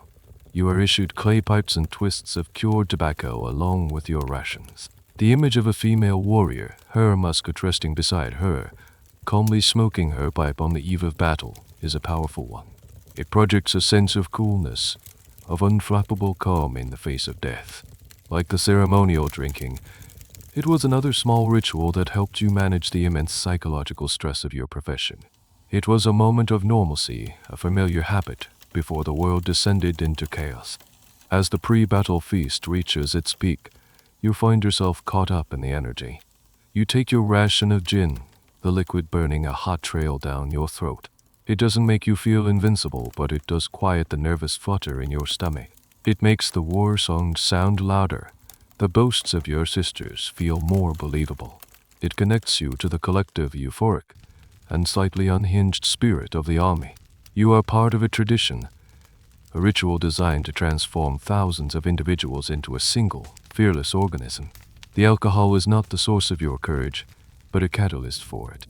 Your true courage comes from the woman standing next to you, from the training you have endured, and from the deep-seated belief in the righteousness of your cause. The gin is just a final splash of fuel on a fire that is already burning hot. Tomorrow, that fire will be unleashed. The victories, the defeats, the songs, the rituals, they have all been chapters in a story written by and for your people. Your world, with its intricate rules and brutal logic, is the only world you know. It is whole, self-contained, and makes sense. But the world is larger than you know, and it is coming for you. It arrives in the form of a small delegation of Frenchmen, and with them, they bring a new and deeply unsettling kind of conflict. They are not like the other Europeans you have seen. The traders were often boisterous, their eyes filled with a greedy sort of respect for the kingdom's power to produce wealth. These men are different. They are quiet, soberly dressed in dark blue military-style tunics with stiff high collars. They carry themselves with an unsmiling, rigid posture that seems to be a physical manifestation of their arrogance. They are not here to haggle. They are here to assess. You are part of the honor guard lining the path to the king's audience hall. As they walk past, you observe them with a cool, analytical gaze you were taught as a spy. You notice the way their pale skin is beaded with sweat, yet they refuse to show any sign of discomfort from the heat. You notice their polished leather boots, so impractical for the red earth of Dahomey. And you notice one truly bizarre detail: they are wearing tight-fitting white gloves. The idea strikes you as absurd. Why would a man cover his hands with such a delicate, useless thing? It speaks of a world where men do not work with their hands, a world you cannot fathom. It is a symbol of a deep and profound softness. The collision happens in a small but significant way. As the delegation passes, one of the younger French officers, his face a mask of barely concealed contempt, does not properly avert his gaze. He stares directly at you and your sisters, his eyes sweeping over you not with the fear or awe you are used to, but with a kind of clinical disdain. He sees you not as warriors, but as curiosities, an insult. Then he fails to give way properly to your commander as she adjusts the line. He doesn't touch her. He is not that foolish, but he fails to observe the bubble of absolute authority that surrounds a Mino officer. He treats her as if she were just another woman in his path. Your commander does not speak. She does not raise her weapon. She simply stops and turns her head, fixing him with a look. It is a gaze honed in the crucible of the training camp, a look that has broken the will of recruits and frozen enemies in their tracks. It is cold, utterly devoid of emotion, and carries the absolute certainty of violence. The young officer falters. His arrogance withers under the sheer force of her presence. He instinctively takes a half step back, his face flushing. He has just been reminded, without a single word being spoken, that he is in a world whose rules he does not understand, and that he is standing before a woman who could end his life without a second thought. This small, silent confrontation is a microcosm of the larger clash of worlds. These men come from a society where women are possessions, ornaments, confined to the domestic sphere. Their entire understanding of the world is built on a foundation of male authority. When they look at you, their minds cannot process what they see. You are a walking, breathing contradiction to their most fundamental beliefs about how the world is ordered. You sense it in the way they speak to the king through their translator. Their tone is superficially respectful, but their body language betrays them. They see your powerful king as a local chieftain to be managed. They see your magnificent palace as a collection of mud huts. And they see you, the elite fighting force of the kingdom, as a bizarre, theatrical perversion of the natural order. This patriarchal blindness is a subject that historians will later debate endlessly. How much did the French officials' inability to take a female army seriously affect their diplomatic and military strategy? Some argue that in these early encounters, the French chronically underestimated Dahomey's strength precisely because they could not comprehend the Mino's role. They saw you as a royal novelty, a harem guard, something for show. They failed to grasp that you were a hardened professional and deeply integrated part of the Dahomey military machine. They saw women with guns and, blinded by their own prejudices, missed the warriors holding them. As the French delegation leaves, a chill lingers in the air that has nothing to do with the temperature. You have faced enemies your entire life. You have fought them for land, for resources, for captives. But this is a new kind of enemy. This enemy does not just want to defeat you in battle. They want to erase your world. They look at your strength and call it savagery. They look at your traditions and call them barbarism. They look at you, a powerful warrior, and see only a woman who is in the wrong place. The conflict to come will not just be fought with muskets and machetes. It will be a war over reality itself. And you, a living embodiment of the reality they refuse to accept, are standing on the front line. The unsettling encounter with the French delegation was a prelude. The subtle challenges to your traditions have now escalated into overt demands. The French, from their coastal stronghold in Porto Novo, are no longer content to be trading partners. They are speaking of treaties, of protectorates, and of spheres of influence. These are words you do not understand, but you understand their meaning perfectly, They want to be the new masters of this land. The conflict begins not with a declaration of war, but with a flag. The French claim the port city of Cotonou, a key hub for Dahomey's trade, based on an old, disputed treaty. One day, a runner arrives in Dahomey, breathless and exhausted, with news that a French frigate tricolor of blue, white, and red is now flying over the customs house in Cotonou. It is a simple piece of colored cloth, but it is an act of aggression as clear as a musket shot. King Behanzin, your new king, a man known for his fierce pride and refusal to bow to European pressure, is enraged. The kingdom's entire economy depends on its access to the sea through ports like Cotonou. To cede it to the French is unthinkable. The Council of Chiefs is convened, the drums beat a somber, angry rhythm, and the decision is made. The flag must come down. You are mobilized. But this time, it feels different. You are not marching on a rival African kingdom to capture people and goods. The mood is not one of confident expansion. It is one of grim defense. For the first time in your life, you are not fighting for more. You are fighting to keep what is yours. You are fighting for the very survival of your kingdom. As your corps prepares to march, you notice new symbols appearing on your uniforms and banners. One, in particular, becomes a potent emblem of your resistance, a small, blue, triangular pennant. It is a simple design, but it is everywhere.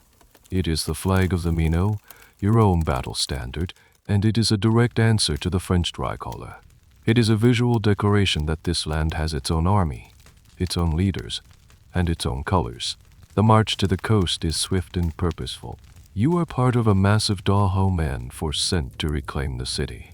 As you draw closer to Cotonou, the air changes. It becomes humid, salty. The vegetation grows thicker, a tangled mangrove swamp that is unfamiliar and claustrophobic compared to the open savanna around Dahomey. You also begin to see the extent of the French presence. It's not just a flag. They have built fortifications, dug trenches, and landed soldiers, marines, and legionnaires, hard-bitten men from their colonial empire. And they have brought their new weapons. You hear rumors from your scouts that are deeply troubling. They speak of rifles that can be loaded much faster than your single-shot muskets, and of a terrifying new weapon, a gun that spits, which can fire a continuous stream of bullets. They are talking about machine guns. This technological gap is a point that historians will identify as the single most decisive factor in the Franco-Dahomey wars. Your army is a formidable 19th century fighting force, honed to perfection in the art of musket and machete warfare. But you are about to run headlong into the brutal reality of late 19th century industrial era weaponry. It is a classic asymmetrical conflict, but not in the way you are used to. For once you are the ones at the disadvantage. The debate among scholars continues. Did the Dahomey leadership, including King Behanzin and his generals, fully comprehend the technological chasm they were facing? Some argue that they were blinded by their past successes and their belief in their own spiritual and martial superiority. They believed that courage and numbers could overcome any weapon. Others argue that they knew the risks but saw no other choice. To submit to French demands without a fight would have been a political and spiritual abdication of their sovereignty. They chose to fight, knowing the odds were long, because the alternative was a slow, humiliating surrender. You, a warrior in the ranks, are not privy to these high-level strategic debates. You only know what you see. You see the determination in your commanders' faces. You feel the unified resolve of your sisters. You look at your blue pennant fluttering in the sea breeze, and you feel a surge of defiant pride. This is your land. These outsiders with their strange flags and their spitting guns are intruders. You make camp outside Cotonou, the salty air mixing with the familiar smell of wood smoke and oiled metal. The night is filled with tension. The songs you sing are not the boisterous boasts of past campaigns. They are deeper, more somber hymns of defiance, songs that ask the ancestors for strength, songs that promise that the daughters of Dahomey will not yield. You are no longer raiders seeking profit. You are defenders of the homeland. Every warrior here, from the highest commander to the newest recruit, knows that this is not just another battle. This is the beginning of the Great War, a struggle for the soul of the kingdom. And you, holding your musket under a foreign sky, are ready to pay the price. The battle for Kotno begins, as all your battles do, with a terrifying, coordinated charge at dawn. The plan is classic Dahomey and Octrine: overwhelm the enemy with sheer numbers and unstoppable ferocity. You are at the forefront of the assault, your corps tasked with breaking the French lines through a combination of volley fire and a ferocious machete charge. The blue pennants of the Mino are a sea of defiance advancing across the coastal plain. You scream your war cry, the sound of physical force meant to shatter the enemy's nerve. You expect to see them falter, to see the panic in their eyes as this wave of screaming female warriors descends upon them. Instead, you are met with a sound you have never heard before. It's not the familiar staggered crackle of individual muskets. It is a steady, disciplined, rolling thunder. A series of perfectly timed volleys from the French Marine Infantry armed with their modern, breech-loading grass rifles. The air is suddenly, terrifyingly, full of lead. It's a wall of bullets, faster and denser than anything you have ever faced. The women in the front rank of your charge simply cease to exist. They don't just fall, they are torn apart, thrown backward by the sheer kinetic force of the bullets. The gaps in your line are not just gaps. They are gaping wounds, and you are still dozens of yards from the enemy. Your training takes over. You ignore the carnage, step over the bodies of your fallen sisters, close the ranks, and keep moving forward. You raise your own musket, fire your volley, and begin the slow, 17-step process of reloading while still advancing. But it's a futile exercise. In the time it takes you to reload your single-shot flintlock once, the French soldier in front of you can fire his rifle 5, maybe 6 times. You are bringing a knife to a gunfight, and you don't even have the knife out yet. Then you hear the other sound, the one the scouts had warned you about. The gun that spits. From a fortified position on the French flank, a machine gun opens up. It's a Hotchkiss revolver cannon, a weapon so far beyond your comprehension that it seems like sorcery. It makes a horrifying, mechanical, chattering sound, and where it points, your sisters disappear in a cloud of red mist and torn earth. It doesn't just kill individuals, it erases entire sections of your battle line. It is a machine for making widows, and it is brutally, inhumanly efficient. The shock is profound. It's not just physical, it's psychological. Your entire system of warfare is predicated on closing with the enemy. Your ferocity, your machetes, your terrifying reputation, they are all useless if you cannot reach the person you are trying to kill. The French are holding you at a distance and destroying you with industrial technology. The First Franco-Dahomey War, which this battle is a part of, was a brutal lesson in the realities of modern warfare. The French commanders, like Colonel Alfred Amity Dodds, a man of mixed race himself, ironically, were professionals who understood the overwhelming advantage their technology gave them. Their strategy was simple: find a defensible position, let the Dahomeys charge, and mow them down with superior firepower. Historians still debate the Dahomey in response to this technological shock. Why did they keep charging? Was it a lack of tactical flexibility, an inability to adapt to these new, horrifying weapons? Or was it a conscious choice, a belief that the only way to win was to somehow power through the wall of bullets through sheer spiritual force and courage? Some French accounts from the battle describe the Minos charges with a kind of horrified awe. They write of how you kept coming, wave after wave, even as your ranks were being annihilated. They couldn't understand the mindset that would produce such impossible bravery. For you, in the heart of the chaos, it's not about grand strategy. It's about instinct and sisterhood. You see your commander, a veteran of a dozen campaigns, still moving forward, her blade held high, shouting encouragement. You see the girl next to you, her face a mask of terror and rage, still trying to reload her musket even as the air sizzles around her. You keep going because they keep going. To stop, to turn back, would be to betray them, to betray everything you have been trained to be. The charge breaks. It has to. No amount of courage can stand against a machine gun. The call to retreat is finally given, and you fall back, dragging your wounded, leaving a carpet of your dead and dying sisters on the field before the French trenches. The blue pennants are tattered and few. You have not just been defeated. You have been humbled in a way that makes the loss at Abiokato feel like a minor setback. That was a failure of strategy. This feels like a failure of existence itself. Your way of war, the very thing that defined your power and your identity, has been rendered obsolete by machines. As you regroup in the swamps outside Cotonou, tending to the horrific wounds caused by modern bullets, a grim new reality sets in. The war is not just beginning. It may already be lost. You have survived your first encounter with the industrial age, but you now know that your courage or strength, and your blade may no longer be enough. The shock of Cotonou settles into a grim resolve. The French may have machines, but you have spirit, and you have the land. The war continues, but the character of it begins to change. The grand head-on charges that were your trademark become less frequent, replaced by a more desperate and bloody kind of fighting.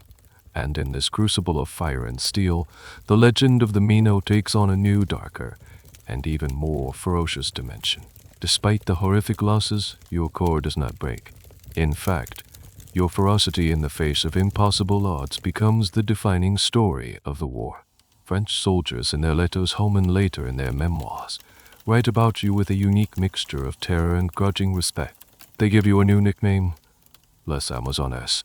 While the English had used the term before, it is the French soldiers who truly cement it in popular culture, a name born directly from the experience of facing you in combat.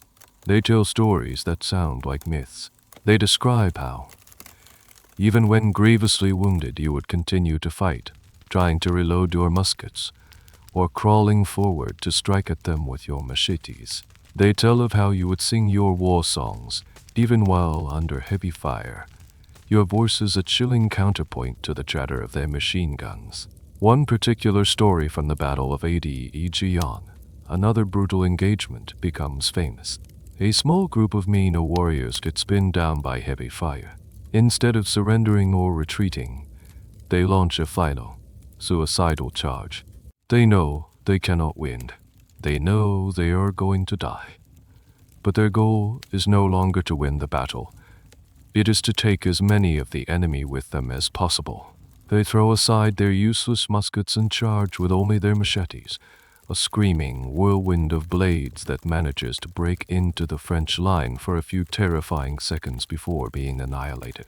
This willingness to fight to the last woman, to choose death over dishonor, makes a profound impression on the French soldiers. They are professional soldiers, but they are used to enemies who would break and run under such devastating fire. They are not prepared for an enemy who seems to welcome a glorious death. This creates a powerful mystique around you. You are no longer just soldiers. You are fanatics, imbued with a supernatural courage that defies all military logic. This perception, of course, is a point of intense historical discussion. Were you truly suicidal warriors, a death cult as some sensationalist accounts claim? Or was this a calculated tactic? Some historians argue that this reputation for suicidal bravery was your last best weapon. If you could not match the French in technology, you could try to defeat them psychologically. The hope was that the French, faced with such a high cost in blood for every inch of ground, would eventually decide that conquering Dahomey was not worth the price. It was a strategy of bleeding them, of making them pay for their invasion with their own dead. This is a very real debate. Were your actions a product of a deeply ingrained cultural code of honor, or a desperate but rational military strategy to counter a technologically superior foe? It was likely both. The victory or death ethos you sang about was now being put to the ultimate test, and you were not failing it. You experienced this reality on a personal level. The joy of battle is gone. The thrill of the charge is gone. What remains is a cold, hard duty. You fight with a kind of desperate fury, driven by love for your sisters and a burning hatred for these invaders. You see the fear in the eyes of the young French soldiers when you get close. They are confident behind their wall of bullets, but when the fighting becomes hand-to-hand, in the confusion of a forest ambush or a night raid, their confidence shatters. In the intimate chaos of blade on bayonet, your superior strength and ferocity still count for something. You learn to relish these small, bloody victories, even as the larger war is being lost. A strange and poignant detail of this period is what happens to your dead. Whenever possible, your sisters will go to extraordinary lengths to retrieve the bodies of the fallen from the battlefield, often under heavy fire. It is an act of immense risk and profound love. To leave a sister's body in the hands of the enemy is the ultimate disgrace. It is your final duty to them, to ensure they have a proper burial and that their spirit can join the ancestors. This practice further solidifies your bond. You are not just fighting alongside each other. You are responsible for each other's souls. The French advance continues, slow and bloody. They take town after town, their methodical march grinding inexorably toward the capital. But with every step they take, the legend of your resistance grows. You are losing the war, but you are winning the story. You are becoming the symbol of your kingdom's defiance. A tale of incredible courage that will be told long after the guns have fallen silent. You are the unyielding heart of a dying kingdom, and you are determined to make that heart beat until the very last. The French war machine grinds on, methodical and relentless. Every battle follows the same brutal script. You charge with impossible courage, and they cut you down with industrial precision. The kingdom's territory is shrinking. The army is bleeding, and a sense of inevitable doom begins to creep into the barracks. It is in this environment of desperation that your commanders are forced to reckon with a terrible truth. Your tactics are not working. The way you have fought for generations is leading you to annihilation. A shift begins to happen, born not of a grand strategic meeting, but of battlefield necessity. You start to see your leaders, the veteran K. Hitongan Ngundimi, adapting. It's a slow, painful evolution, a rejection of centuries of military doctrine. The massive, awe-inspiring frontal assault, the glorious charge of thousands of warriors, is quietly abandoned. It is simply too costly. It is suicide. In its place, a new kind of warfare emerges, a dirtier, more cunning, and more intimate kind of fighting. You break down into smaller, more agile units. You abandon the open field where the French machine guns can butcher you at will, and you melt into the landscape that you know so well. You become guerrillas. You learn the art of the ambush. You hide in the dense forests and swamps that line the roads, waiting for a French supply column to pass. You let the main body of troops go by, and then you fall upon the rear guard, the porters and the supply wagons. The attack is swift, brutal, and terrifying.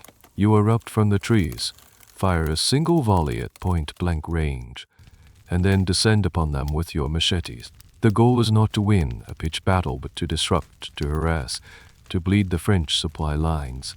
You steal their food, their ammunition, and then you disappear back into the forest before their reinforcements can arrive. You conduct night raids on their fortified camps, or armas. You creep through the darkness, your bodies darken with charcoal, your movements as silent as ghosts. Your objective is to create chaos and fear, to rob the French soldiers of their rest. You might set fire to a storehouse, cut the ropes of their tents, or engage in a brief, bloody skirmish with their sentries before melting away into the night. These actions don't win the war, but they wreak havoc on the morale of the French soldiers, who begin to feel that they are not safe anywhere at any time. This tactical evolution is a subject of great interest to military historians. It demonstrates that the Dahomey army, and your corps in particular, was not just a mindless horde of fanatics. Your commanders were rational actors, capable of learning and adapting even in the most extreme circumstances. They recognized that their greatest strengths were no longer their disciplined volleys, but their knowledge of the terrain, their ability to endure hardship, and the terror their presence inspired.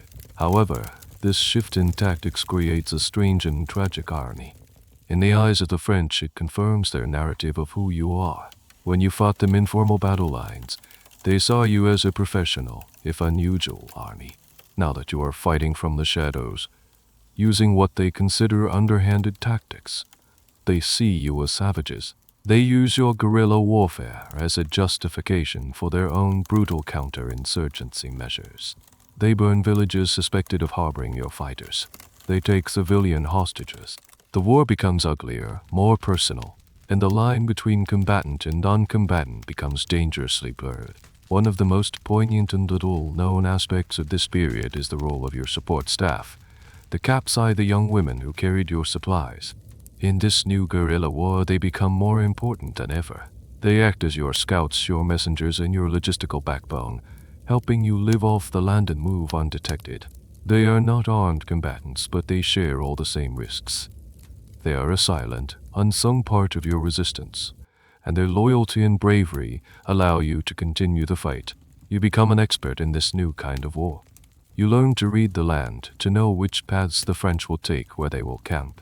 You learn to live for weeks on end with nothing but a handful of dried maize and the water you can find. The glorious warrior in the bright uniform is gone. In her place is a hardened survivor, her clothes ragged, her body thin but weary, her eyes constantly scanning the trees for any sign of the enemy. But even with these new tactics, you know you are only delaying the inevitable. You can win skirmishes, you can win ambushes, but you cannot stop the main French columns, which continue their slow, grinding advance on Dahomey. You are bleeding the giant, but the giant keeps walking. The evolution of your tactics is a testament to your resilience and your intelligence, but it is a strategy of survival, not of victory. It is the last, defiant chapter in a war that has already been lost. The French columns, scattered asked but never stopped, are now on the doorstep of the kingdom's heart. All the guerrilla tactics, the ambushes, and the night raids have failed to halt their advance.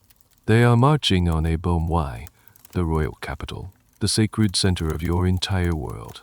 The final battle will not be fought in some distant swamp or forest. It will be fought for your home. The city is in a state of controlled panic. The civilian population, women, children, and the elderly are evacuated, sent to hide in the surrounding countryside. Dahomey is transformed into a fortress. The great earthen walls are reinforced. Barricades of felled trees and sharpened stakes are erected in the streets, and every compound becomes a potential strong point. The army, what is left of it, gathers for a final stand. The mood is profoundly different from any other battle you have faced. There is no talk of spoils or glory. There is no pre-battle feast with ceremonial drinking. There is only a quiet, desperate, and sacred sense of duty. You are no longer fighting for the king's expansion or for economic gain. You are fighting to protect the ancestral shrines, the royal palaces, the very ground where the kingdom was born. This is a holy war. You and your sisters are assigned to defend the palace complex itself, the last line of defense. You take up positions on the walls and in the maze of courtyards, your musket loaded, your machete loose in its sheath. You look at the faces of the women around you. They are gaunt, exhausted, their uniforms tattered and stained. Many are walking wounded, but their eyes burn with a cold, unwavering light. This is where you will live or die. There will be no retreat from Dahomey. The French assault begins with an artillery barrage. The sound is a deafening, earth-shattering roar as their modern cannons begin to systematically demolish the city's defenses. The great walls of the palace, built to withstand the armies of rival African kingdoms, crumble like dry earth under the impact of high explosive shells. Buildings that have stood for generations are reduced to rubble in seconds. The very air tastes of dust and court. Then comes the infantry assault. The French legionnaires and marines advance into the city, fighting street by street, compound by compound. The battle for Dahomey is not a battle of open fields and disciplined lines. It is a brutal, close-quarter slugging match in a labyrinth of ruins. And in this environment, your skills with the blade and your ferocity in hand-to-hand combat matter again. You let them come close. You hide in the rubble of a collapsed building waiting for a French patrol to pass. And then you rise up, a nightmare of screaming rage and flashing steel. For a few precious, bloody moments, the technological gap closes. It is just you and them, blade against bayonet, in a desperate struggle for survival. You fight with the strength of a cornered lioness. For every doorway, every wall, every inch of sacred ground. A fascinating and tragic detail of this final battle involves the actions of King Hands-in. Realizing that the city cannot be held and refusing to allow the sacred places to be defiled by the invaders, he gives a terrible order: scorched earth. As your warriors fight a delaying action, other units are tasked with setting fire to the royal palaces and the most important buildings. The king will not allow the symbol of his kingdom to be captured intact. He would rather see it turn to ash. You are fighting to defend a city that is being intentionally destroyed around you. The battle for the palace itself is the climax of the war. The French breach the outer walls and pour into the sacred enclosures. You and the last of the Mino meet them in the courtyards. It is a fight of absolute desperation. You have no hope of victory. Your only goal is to make them pay the highest possible price for their conquest. The fighting is chaotic and merciless. The French, enraged by their own heavy losses and the stubborn resistance, show no quarter. And you ask for none. French accounts of this final battle are filled with a kind of stunned horror. They describe how you seemed to be everywhere at once, charging from doorways, dropping from rooftops, fighting until you were literally cut to pieces. They had expected the defense to collapse once they were inside the palace. They did not expect the palace itself to fight back. Historians still debate the final moments of the organized Mino resistance. There was no formal surrender. There was no laying down of arms. The corps simply ceased to exist in the fire and chaos of the battle for Dahomey. You fought until you were overwhelmed, until there were not enough of you left to form a line, until the French flag was finally brutally planted in the smoking ruins of the royal compound. As the smoke clears and a terrible silence falls over the ruins of your capital, you are one of the few who remain. You are wounded, exhausted, your heart a hollow void of grief and rage. You have failed. Your home is destroyed, your king is a fugitive, and your sisterhood is shattered. The war is over. You have defended your kingdom to the very last. But the last was not enough. The war is over. The French flag, that hated piece of blue, white, and red cloth, flies over the smoking ruins of Dahomey. A silence has fallen over the land, a profound and unnatural quiet that follows a great and terrible storm. For you, this silence is deafening. For your entire adult life, your existence has been defined by the rhythms of the army, the morning horn, the tramp of marching feet, the crack of musketry, the songs of your sisters. No, all of that is gone. The French officially dissolve your corps. The Mino are no more. You are, in the eyes of the new colonial administration, simply another unemployed Dahomey man-woman. They strip you of your uniform, your weapons, your status. You are handed a simple wrapped cloth and turned out of the ruins of the palace, the only home you have ever known as an adult. You stand at a crossroads, not just literally on a dusty path leading away from your ruined capital, but at a crossroads of existence itself. Who are you if you are not a Mino? The question is a terrifying blank. You were a wife of the king, but the king is now a hunted fugitive. You were a warrior, but there is no longer an army to fight for. You were a member of a powerful, respected, and feared elite, and now you are a stateless person in your own land. The world you are re-entering is one that you no longer fit into. You walk back to the region of your birth village, a ghost returning from a forgotten life. The ordinary people look at you with a mixture of pity, awe, and fear. You are a living legend, a relic of a defeated age. They whisper as you pass, pointing you out not as a hero, but as a curiosity. That is one of them, they say. In Amazon, you face a future you were never trained for. You know how to load a musket in 10 seconds, how to fight with a machete, how to track an enemy through the dense bush. But you do not know how to haggle in the marketplace for the price of yams. You do not know how to flirt with a young man. You do not know the simple, domestic rhythms of the life you were supposed to have. You are a weapon, and the war is over. This transition back to civilian life is perhaps the most difficult and least documented part of your story. History focuses on your battles, your ferocity, your exoticist. It has little to say about what happened after the guns fell silent. What does a warrior do when there is no more war? Some of your surviving sisters try to adapt. They marry, have children, and attempt to blend back into the fabric of village life, but it is a difficult fit. They are often seen as too independent, too intimidating. Their husbands are sometimes mocked for having married a woman who is stronger and more famous than they are. The power and status that defined you as a Mino now becomes a social handicap. A particularly poignant and little-known detail is the struggle for identity this caused. For years, you were legally male in many respects, holding status and privilege reserved for men. You were celibate, separated from the traditional roles of wife and mother. Now you are expected to seamlessly revert to a submissive, domestic female role in a society that is itself being reshaped under the thumb of a patriarchal European power. It is a psychological whiplash. Historians have debated the long-term fate of the surviving Mino.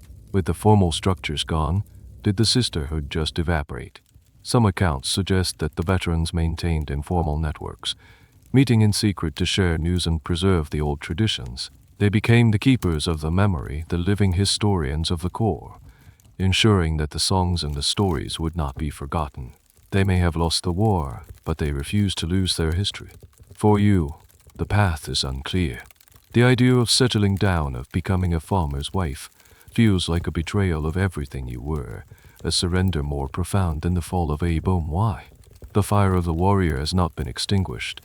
It has just been banked, glowing embers waiting for a wind to stir them. You hear whispers. Whispers that King Behanzin has not surrendered, that he is hiding in the countryside, gathering the last of his loyal followers for a final, desperate resistance. It is a fool's hope, a lost cause, but it is a cause, and for a weapon without a war, a cause is the only thing that feels like home. The whispers are more than hope, they are a compass. You follow them, leaving the familiar paths, diving deep into the backcountry where the French patrols are less common. You travel by night, sweeping in hidden forest clearings, your senses home to a razor's edge. You are hunting for the ghost of your kingdom. And eventually you find him. The king's camp is not the glorious court of Dahomey. It is a handful of hastily built shelters hidden in a dense, almost impenetrable forest.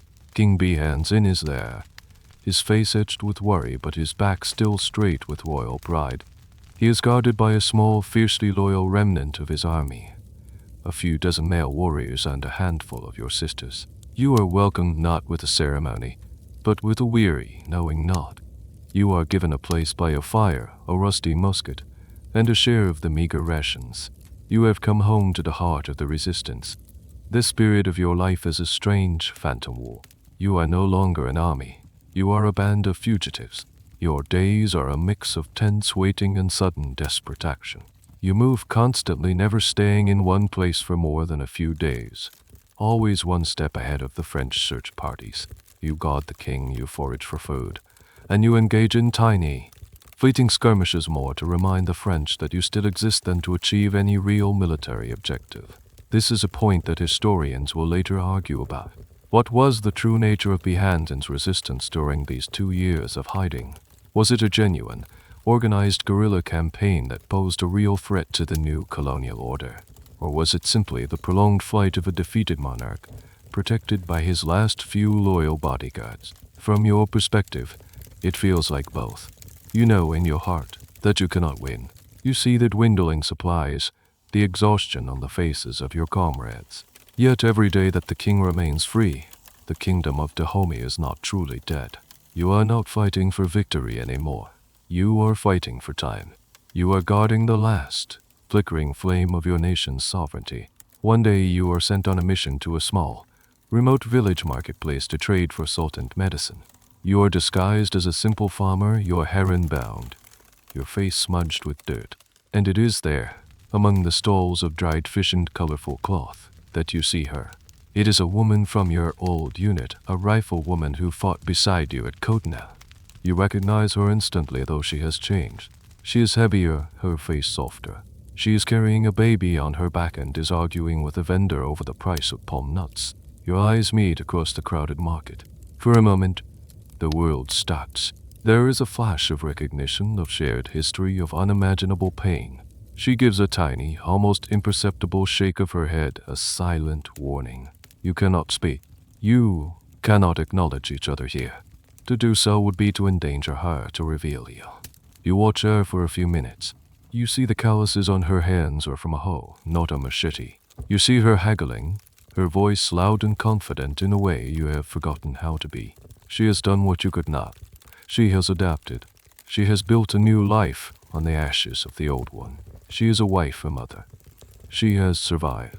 You feel a pang of something. Is it envy? Pity? You don't know. You turn and slip away before the tears can come. That night back in the hidden camp, you think about her. You think about all your other sisters. You hear stories.